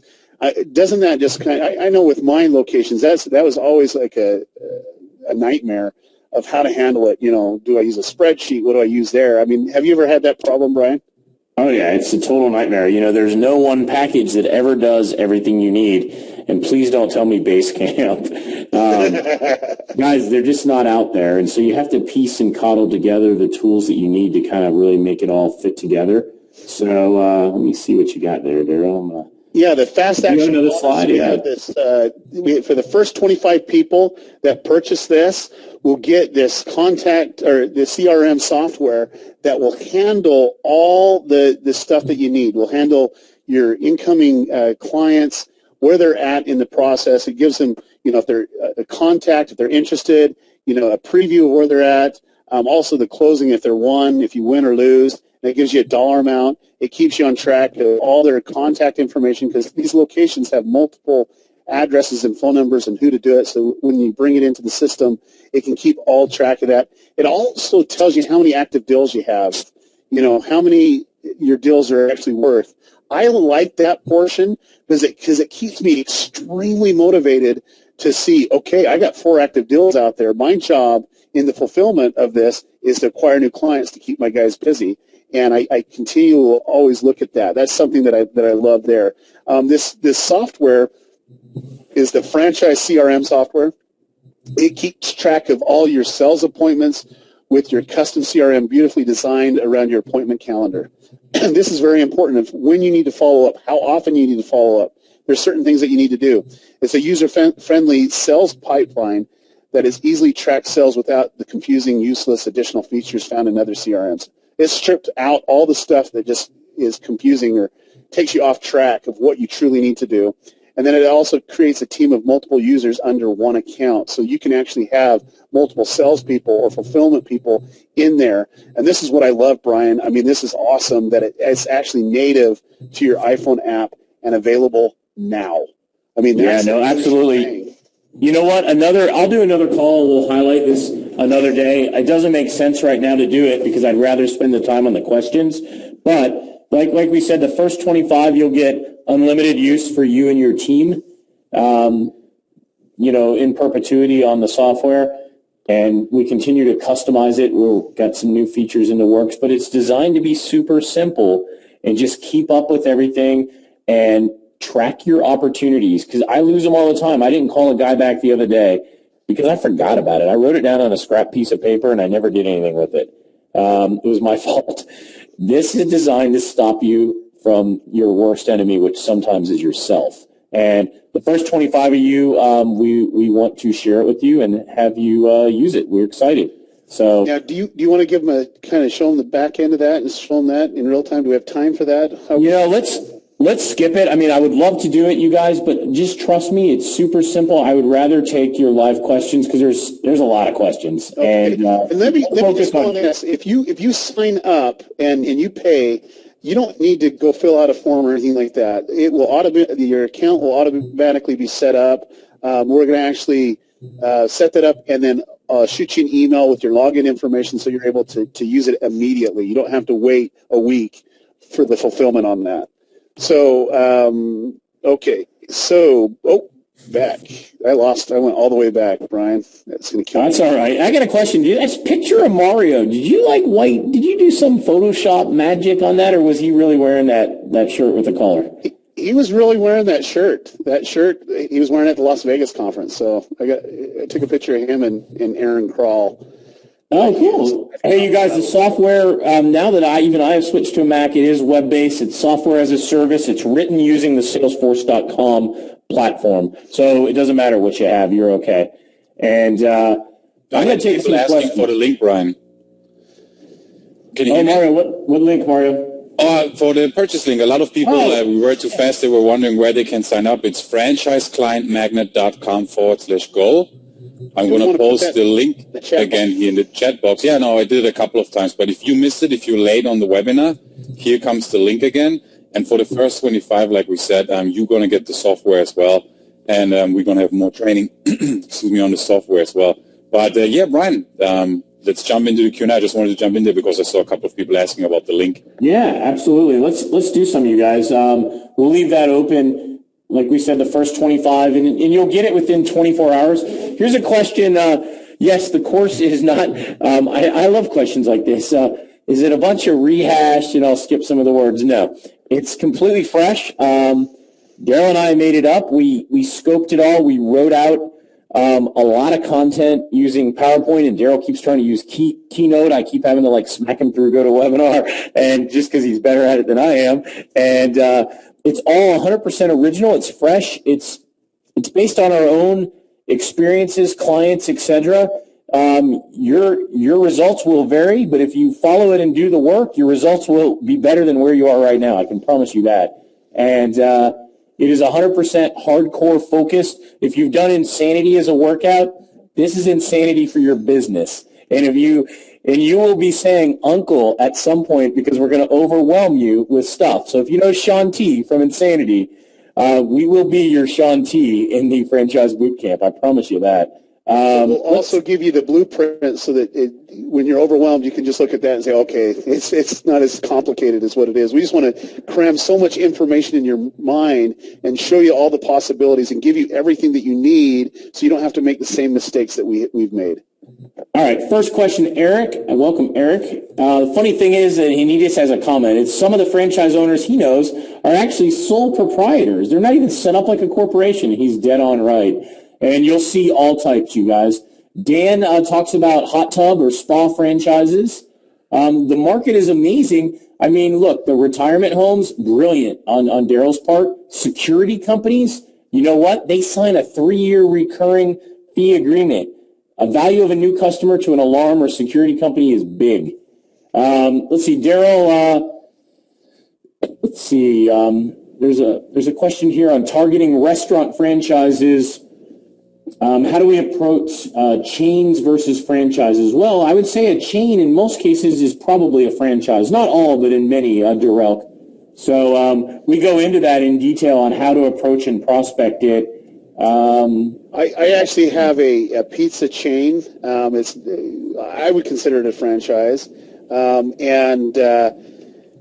It's amazing. And the cool thing about it is that I do some specific strategies for them that they just love, and it's just super easy to set up and go from there. And I don't mind sharing that with everyone that's on there, so that you can have some great ideas, because it's just more than just getting their name found. It's how to interact with their clients that actually come in and use the restaurant on a frequent basis and get them to come back. So, yeah, that makes total sense. All right, when you rank, I'll let you do this one first, Daryl. When you rank, do you do Google Places, Google Plus Local? Do you talk about when you do ranking for those 3 terms and/or videos? Now, say that again. Sorry. Let me just answer it real fast. So yes, the answer is we do rank 3 terms. So Albuquerque, and then 3 different words. And we do Google Places now, Google Plus Local. Now, I want you to think about, do you think foot pain is as complicated as personal injury attorney? I will tell you that it is not even 5% as difficult. It is so easy. And most franchises are easy in terms of search marketing. So, is what it is. Daryl, I want to ask you on the videos. Once again, people asking, do you make the videos, Daryl? Once again, I try not to make the videos. I try to get the corporate to do it, and then I get the franchisee to do it. I had to do it for one franchise. They just paid me to do it, and it was above and beyond what they were paying on a monthly or the setup fee. So. Perfect.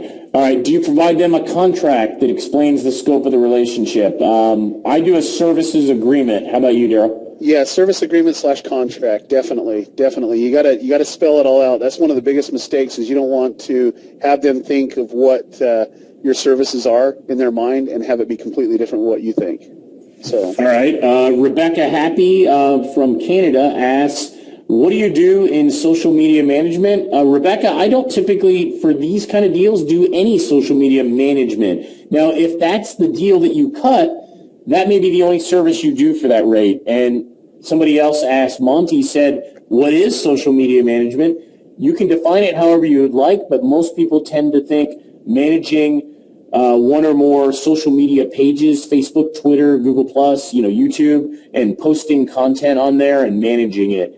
That's what most people kind of think about. I don't do it. I'm very, very strict. If I'm getting $375, $350, I am not going to give them the world, because then I make $0. So, Daryl, do you do any social media management as part of your fee right now?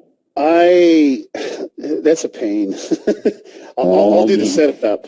I'll do the setup, but I don't want to have to do Hootsuite and do all the posts and do all that other stuff. That's a nightmare for me. However, some of you guys might like to do that, but I want to simplify the process. I want to make it as easy as possible for me. And when you do that, I mean, this could be an upsell later on if you want to get more money out of them. But across the board, I try not to do it. I just set up everything that I need to do my job and do that as one of those unexpected surprises for them, because I need to do it anyway. And, it kind of sells them on my services. And then they usually say, hey, well, can you do this? And I basically say, hey, you can pay me additional to consult you. And I can teach one of your employees how to do it, because it's above and beyond what our agreement is. But I'd be more than happy to do it as a reduced rate, and still I make money on my time. Okay. I like it. Let's see. All right. If a franchise, this is Paul, if a franchise is required to pay $500 a month for marketing, does the franchisor pay a similar amount to match? No, not at all. Matter of fact, Sean Daniel from the UK answered it for us, guys. At a local level, and he must own a franchise that says we are paying for advertising in our fee. Why should you pay for something corporate should be doing for us? And I think he's asking about, you know what? It's a great point. Depending on the relationship with the franchisee and franchisor, sometimes it's an embattled relationship and it's a frustrated relationship. And they don't want to pay for marketing and advertising online or not at a local level if they think corporate's supposed to do it. And it'll vary on franchise, but I promise you, there are many of them, like Sean, like the ones I have they're paying a fee and they're paying us too. Now, the footwear company waived their fee as of like last year. They got rid of their local fee because everybody was sourcing that kind of marketing stuff locally. So what do you think, Daryl, on that one? It's kind of a good question in terms of the fees. Yeah, I think you nailed it right on the head. I mean, that's exactly what I believe too. I think that you did it perfect on that because it can get very complicated, but yet what you responded to is exactly what I do. All right, let's see. I have an update. Oh, go ahead, Mario. Sorry. Yeah, I have an update. Oh, just real quick, I had a couple of people asking here about the software. So Leanne, our assistant, is updating us. And the number right now, we are at 22, and we have 25 fast action taker bonuses, the software, the CRM. So we are 22, so we have 3 spots left right now if you're on the fence. And one thing we didn't mention, I had a couple of people asking, is there a money-back guarantee? Absolutely. As always, you know us, you know Daryl, you know Brian, that's how we roll. Okay, there's a 30-day, no questions asked, money-back guarantee. If you don't like it, let us know and you get your money back. But right now, if you're on the fence and you want to reserve your spot for the software, please take action and you can still get access to the software. And if you're watching this as a replay, then don't worry, we reserve 10 spots for people that watch the replay because we know some people have to work and like that. So if you are watching this as a replay, we reserve 10 spots. If you're on the live call, we got about 3 left. That's just a quick update because I had people asking you, Brian, if there's still spots for the software. Nope, that's great. Dave Miles. Let's do Dave first. When I speak to a local franchise owner, the big objection is that they pay the home office to do their marketing. So, Dave, yeah, we just talked about that a little bit with Sean Daniel. And at the end of the day, if the results aren't there, it's amazing on how you can you can find more money for that. I mean, I think that is an objection, and that's a real objection. And it is what it is, though. Honestly, if they're not getting it done, you got to decide if you're going to do it on your own or not. And I think that's part of the embattled relationship that happens on the franchisor level. A lot of them take the marketing advertising fee as profit instead of reinvesting it. So yeah, and on that too, is I was able to acquire a franchise because I helped one person out just do one keyword, and it was for free. I did it for free just to prove to him that I was able to do it because he's like, well, I can't reinvest money if it's not going to work because I sent all this money to corporate.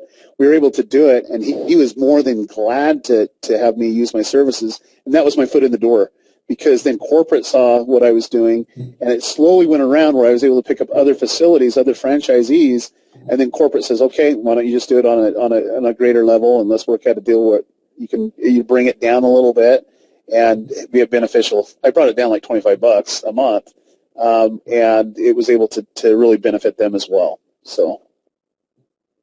And Brian and Daryl, I see a lot of questions here from people asking about the time frame.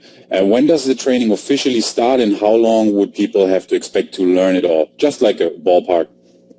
Yeah, Daryl, you set up all the webinars and everything. Is it Friday or Monday is the first call? I think it's Monday. Yeah, it's Monday's the first call. We have 3 the next week, and there's a lot of calls that we'll be doing and going over a lot of information. But we're either doing 2 or 3 calls per week on that. And some of them we want to give you just as much focused attention on some of these areas. And it's going to be great, guys. I'm really excited about it, especially the prospecting one. I got some techniques on prospecting. It's going to just blow your mind. Oh, that's great. So for everyone on the call, so next week you can already expect 3 webinars, content-packed. And for the software, we're going to set you up within 24 hours, 24 to 48 hours. So everyone who signed up, we see a list here. We're going to manually get you guys signed up. You're going to receive an email with your login information. And that means tomorrow, basically, you can already get started playing around with the software, testing it. If you already have some clients, you can already plug them into the software. And so by tomorrow, we're going to have you set up in the software. And Monday, we have the first call for the franchise. What else do you have, Brian? Okay, so let's see. There was somebody, Simon James, that said, "Hey, Brian, I've been asked, and Daryl, I've been asked to quote for a setup of Google Plus local pages for 120 locations. You're in the game." All right, Simon, that's awesome. What's the minimum you would quote for this? Now, I would not go under $350. Now, obviously, we need more information. We need to know the niche you're in and things like that, because what if you told me it was 150 bankruptcy attorneys? Then it's a whole different answer than if it's foot orthotics, you know what I mean?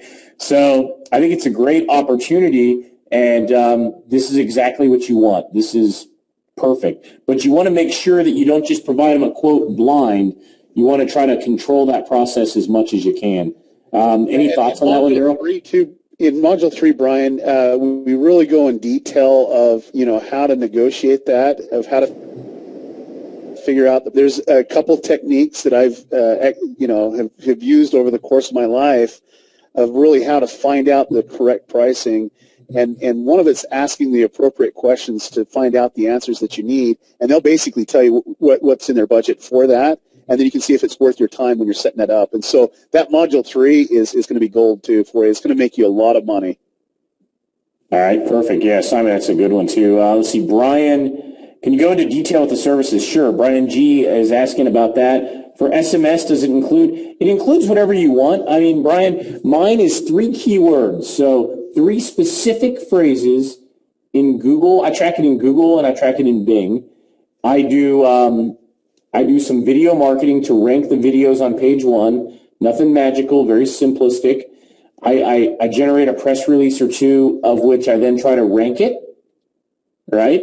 And then I try to backlink something else, a Yelp page, somewhere else where there's a review, if it fits the situation.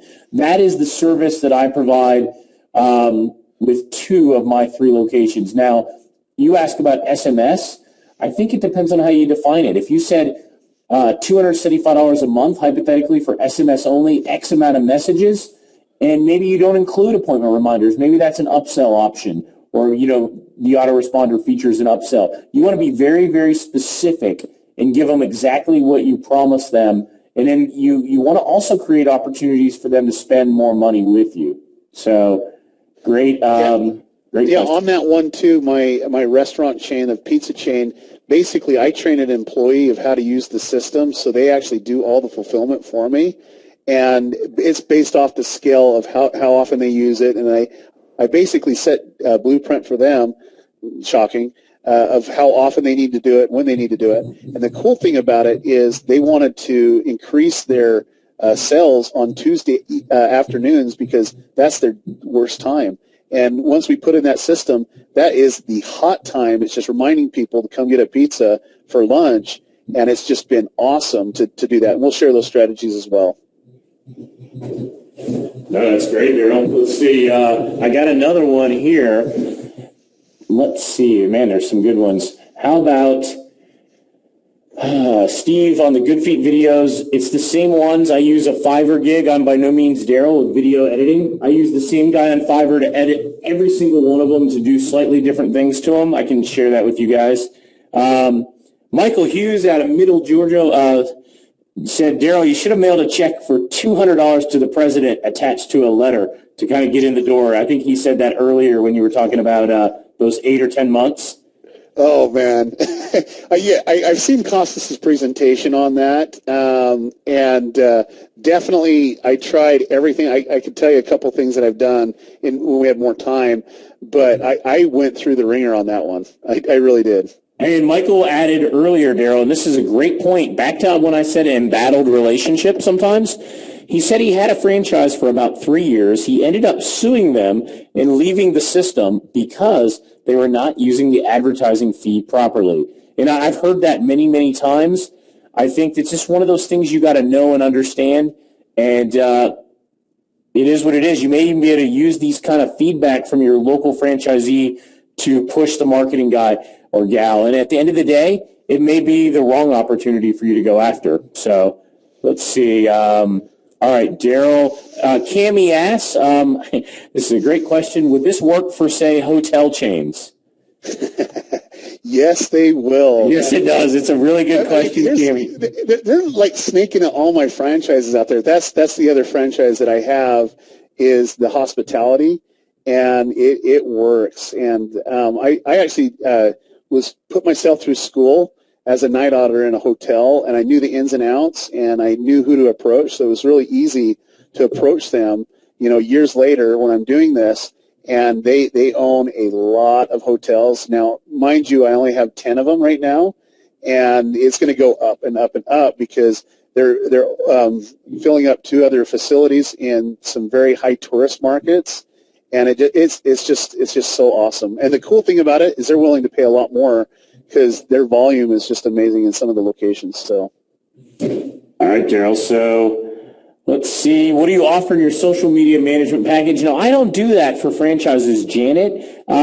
What I normally do, like I do in automotive, I am very aggressively targeting automotive franchises on a personal level, and they're not going to be 100 locations. But for me, if I get $6,000 a rooftop, right, and I get 8 of them or 9 of them, that's big money too, and I don't need 200. You know what I mean? It depends. Now, I do social management there, and I do exactly what we talked about. I do Facebook, Google+.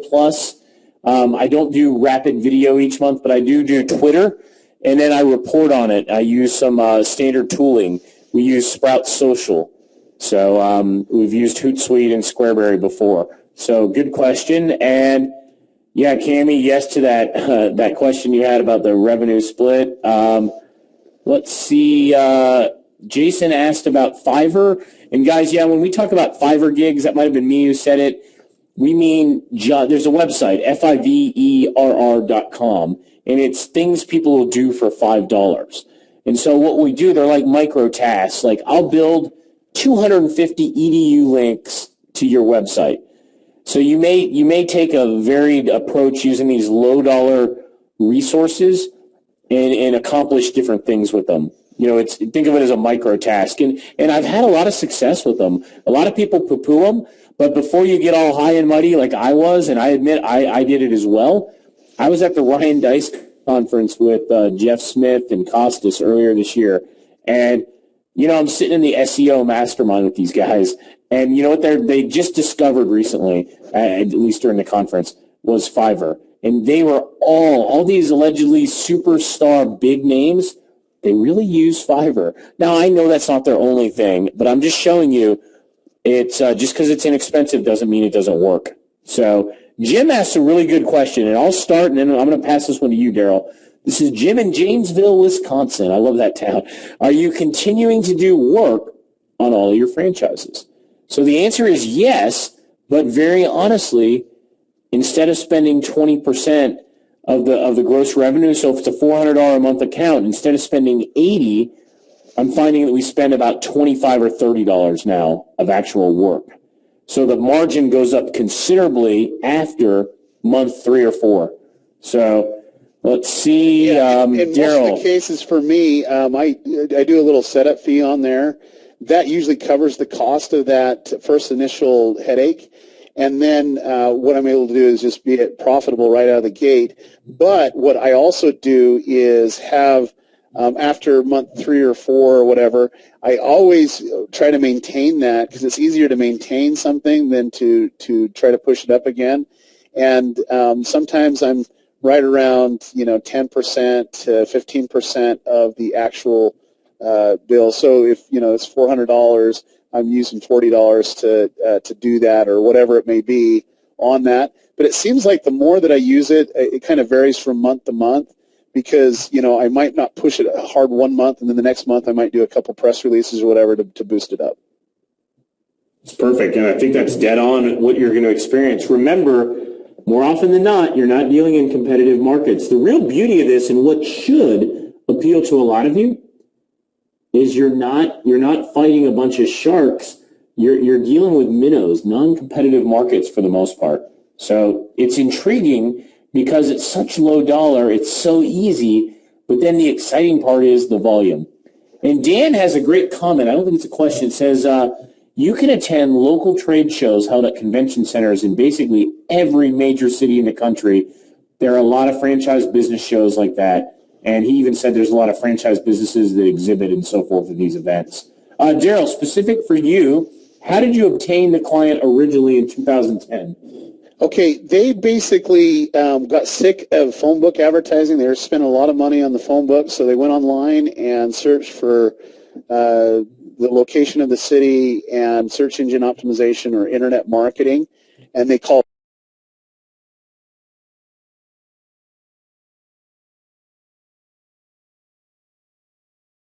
me up. That's exactly how I got them. So I promoted my own self online, and they actually called. I went over and was able to sit down with them and looked at all their expenses for their marketing, not just the phone book, and realized that they could shave off a lot because it wasn't being effective. And they were very proactive of tracking all that information. And so we did a little test for 6 months. And after month 2, that's when they says, "Oh, you have these other 3 locations now," which I didn't even know they had. And I was able to land that, and then I found out when they were a franchise. Yeah, I like it. Okay.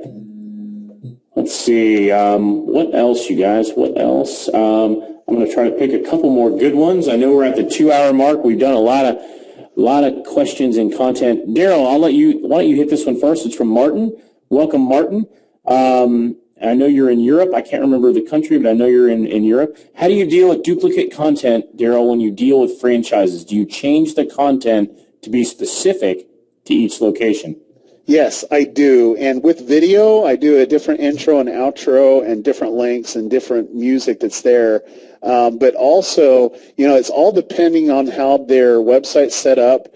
If it's all on one mega website, it might be a multi-user WordPress site, which most of mine are.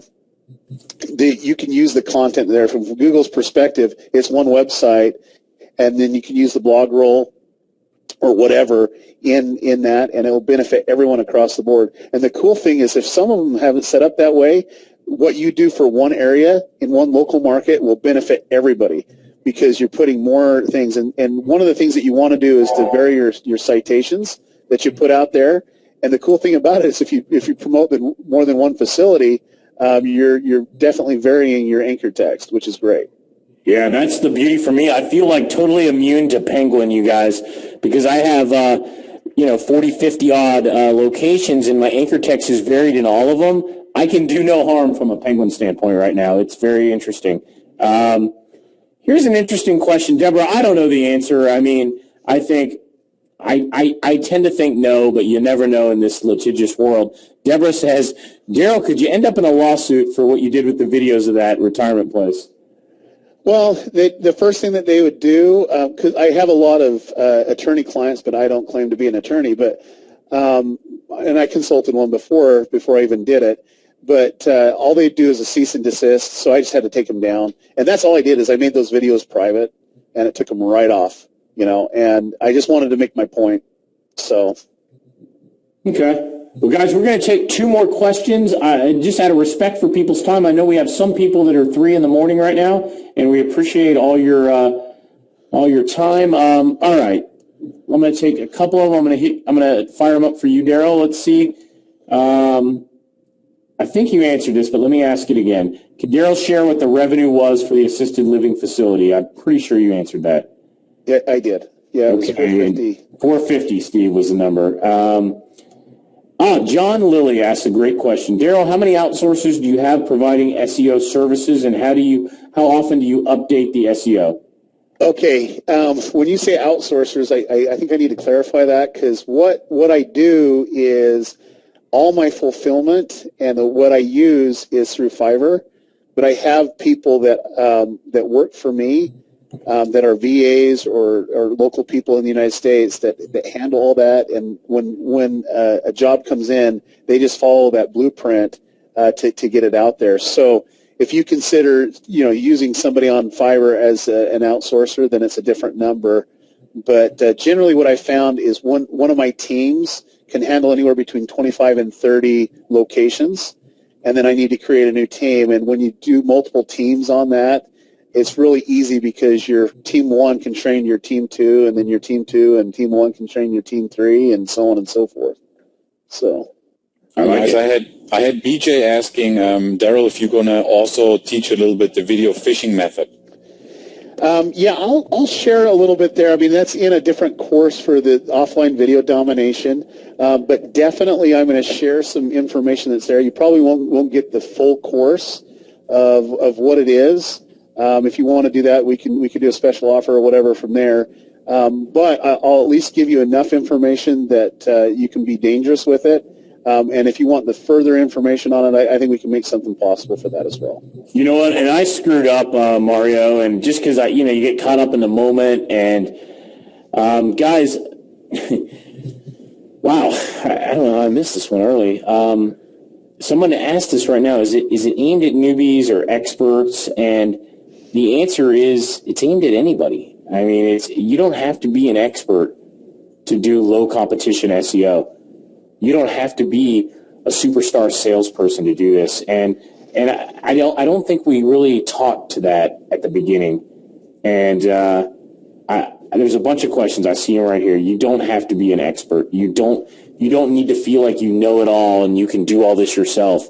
I know a lot, and I don't do any of it myself. So the fact that you don't do it yourself is a great time. And Claudia, it does take some time. It will take you 15, 20 hours of webinar time and then some self-study.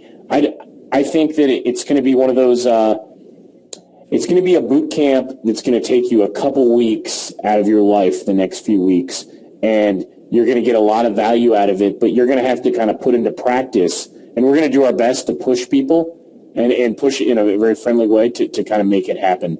So, and the beautiful thing with franchises really is, the time that you spend to get one client in general versus getting one client that has multiple locations, you can consider this franchise course really like a masterclass. And if you master how to get one franchise on board, it can change your life, just like Daryl said. Imagine getting 2 or 3 franchises on board. So it's really, I think, and I don't know anybody else out there, like zero, who has such a thorough course on how to get franchises, if there's any training at all. So I think this is something really unique. And a couple of people are still on the fence here. So if you're still on the fence, again, there's a 30-day money-back guarantee, no questions asked. And if you want to reserve your spot for the software, the sales software that we have, the client management software, just check it out. And like I said, there's a money-back guarantee. Just reserve your spot and jump on board right now.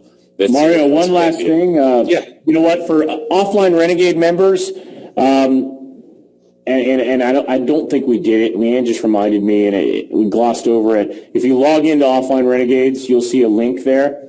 And if for some reason you need to, just reach out to us and we'll adjust your price. And guys, Offline Renegades is kind of our premier mastermind group that we've worked with now for a couple years. So we periodically do discounts and other things like that for them. So I neglected to tell them to go to their members' site, but most of them probably did anyway without my instruction. So one more question. Daryl, let's take the best question you can find right now. Let's find one. Let's see. I'll help you.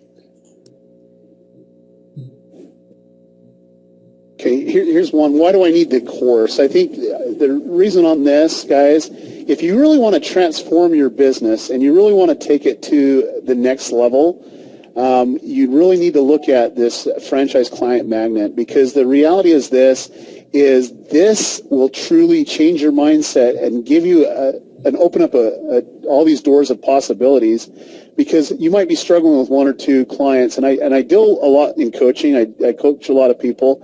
And one of the cool things about it is some of them, are really worried about just losing one client, that it could devastate their business. I know people that have come on and got 20 clients and kind of relax on their laurels a little bit, and they lose 1 or 2 clients, and before you know it, they're down to where they're in crisis mode, and they're like, I don't know what I'm going to do. I don't know if I'm going to make a payroll, or I'm going to do this or that, and they're really freaking out.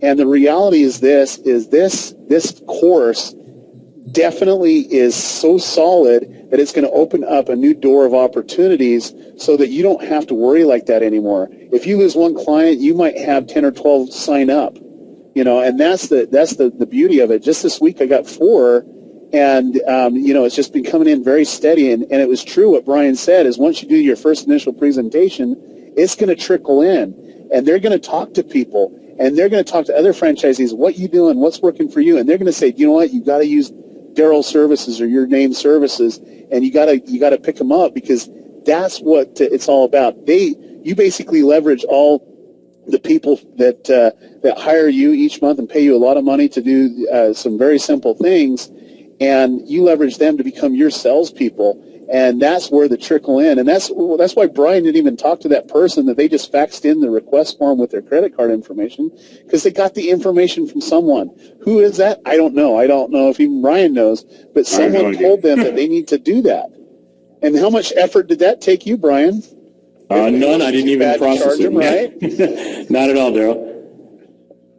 So, I mean, that's what it's all about, guys, is really just taking you to the next level.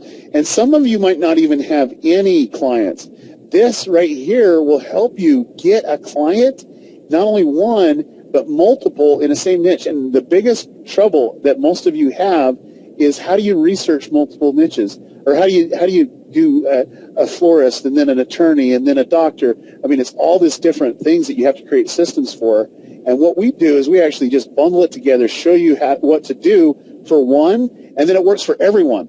It literally does. And the only difference is in competitive markets, you're just you're spending a little bit more money and a little bit more time, but you're doing the same things. You're not recreating the wheel. You're just using the system that's in place based off of your first initial assessment.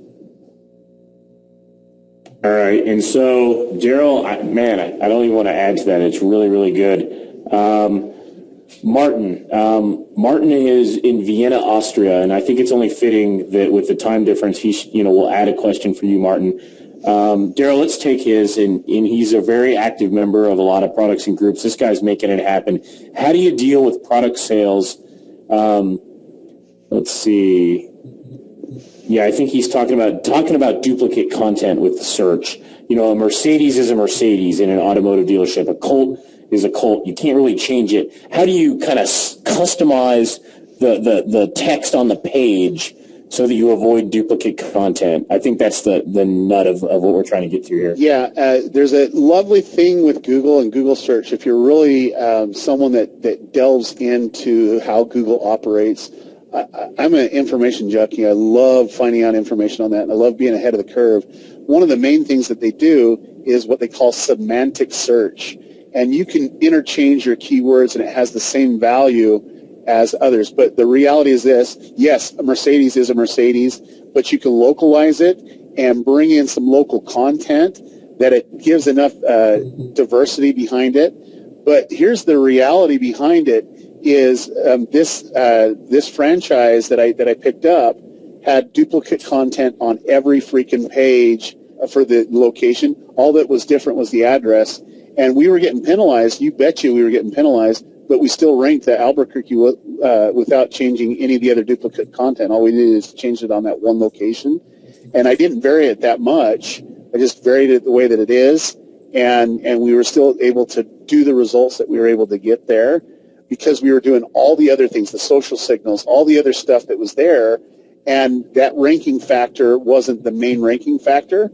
It was just one of the ranking factors. Now, since then, they've hired a writer, and they're going through that, and I make it their responsibility. I don't want it to be my responsibility.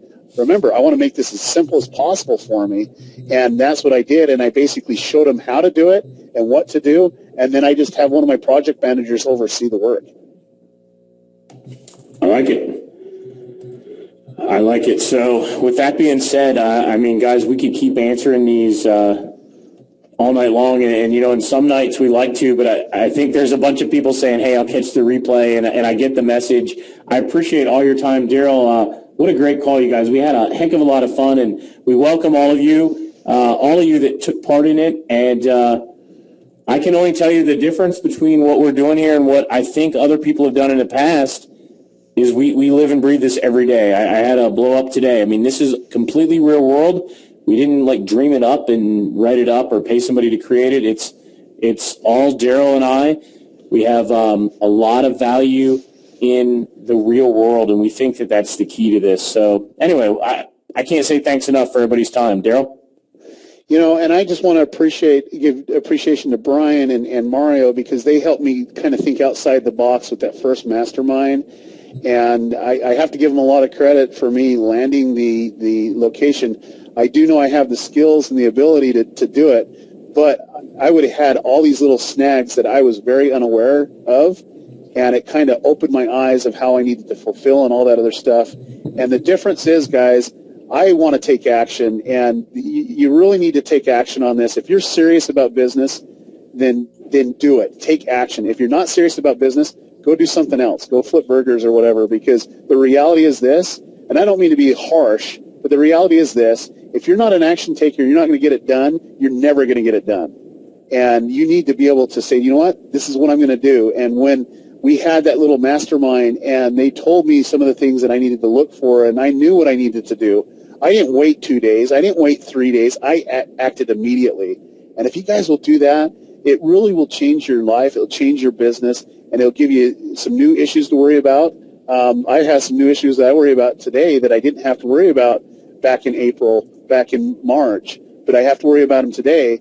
But the benefits, think about it, guys. It's all about multiplication. It's all about math, and you're doing something simple for the same amount of clients, or same clients in the same niche. It's just in a different area, and it just can really blossom. And when you do it for one, it benefits the other, and it makes it easier and easier as the time goes by. So go act, go do this. If you're really serious about taking your business to the next level, I just strongly encourage you to get involved, go through the course. I know just the CRM alone is worth the money. The $297 is worth the money, because it's going to make you more effective.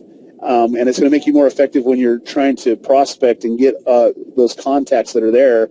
And I know that the training is going to be amazing, because we put a lot of time and effort and training on our part just to land these deals and to succeed in real-world situations. And it can take your level into glean what we have to offer and give it to you. Because I'm here to tell you, this is real-world stuff. It's not just stuff that we've created just because we wanted to have a product. I want to make a difference, and I know that Brian and Mario want to make a difference too. I truly believe that I want to help people. I want to help people succeed. I've got joy out of helping my clients succeed, but the reality is this: I want to help you succeed. I want to see you take it to the next level, because I can receive blessings from that too. And the reality is we're going to spend the time, we're going to go through the information to give you all the tools in your toolbox so that you can succeed, but it's not going to do a hill of beans unless you act. So if you haven't bought right now, act right now, and we'll give you the training that you need, and at the end of it, it's all up to you. It truly is all up to you to really make this happen, and there's so many opportunities. Remember the stats of how many franchises are out there, and 1 in 12 is employed by a franchise, guys. Come on. This is really, really important, and you can really take your business to the next level, because it's done it for me. And if it can happen to me, it can literally happen to anyone that's willing to take action. All right. Well, guys, with that being said, there's nothing to add. Daryl, to that couldn't be any more complete. You guys, we had a great call. I want to thank Mario, Leanne, Daryl, the whole team, everybody on this call. Thank you very much. Have a great night. Yep. Thank you. Bye-bye. Take care. Bye-bye. Hey, and before we get off, those that are in the East Coast and are affected by Sandy, my prayers are with you guys and your families. Some of you are going through some pretty hard things, and you might know people that are going through hard things. Give to the Red Cross. Do what you can to get involved. Make a difference, because there are people that are really suffering right now. And if you've been blessed by God, definitely help others as well. And I promise you, God will bless you guys too. So my hats go off to those people that are in that situation and can contribute. I definitely have contributed on a local level and has done as much as possible here locally. But those that are a little bit closer, just give back to the Red Cross or whatever service organization that's helping out, because there's a lot of people in need. No, thank you, Daryl. Thanks, everybody.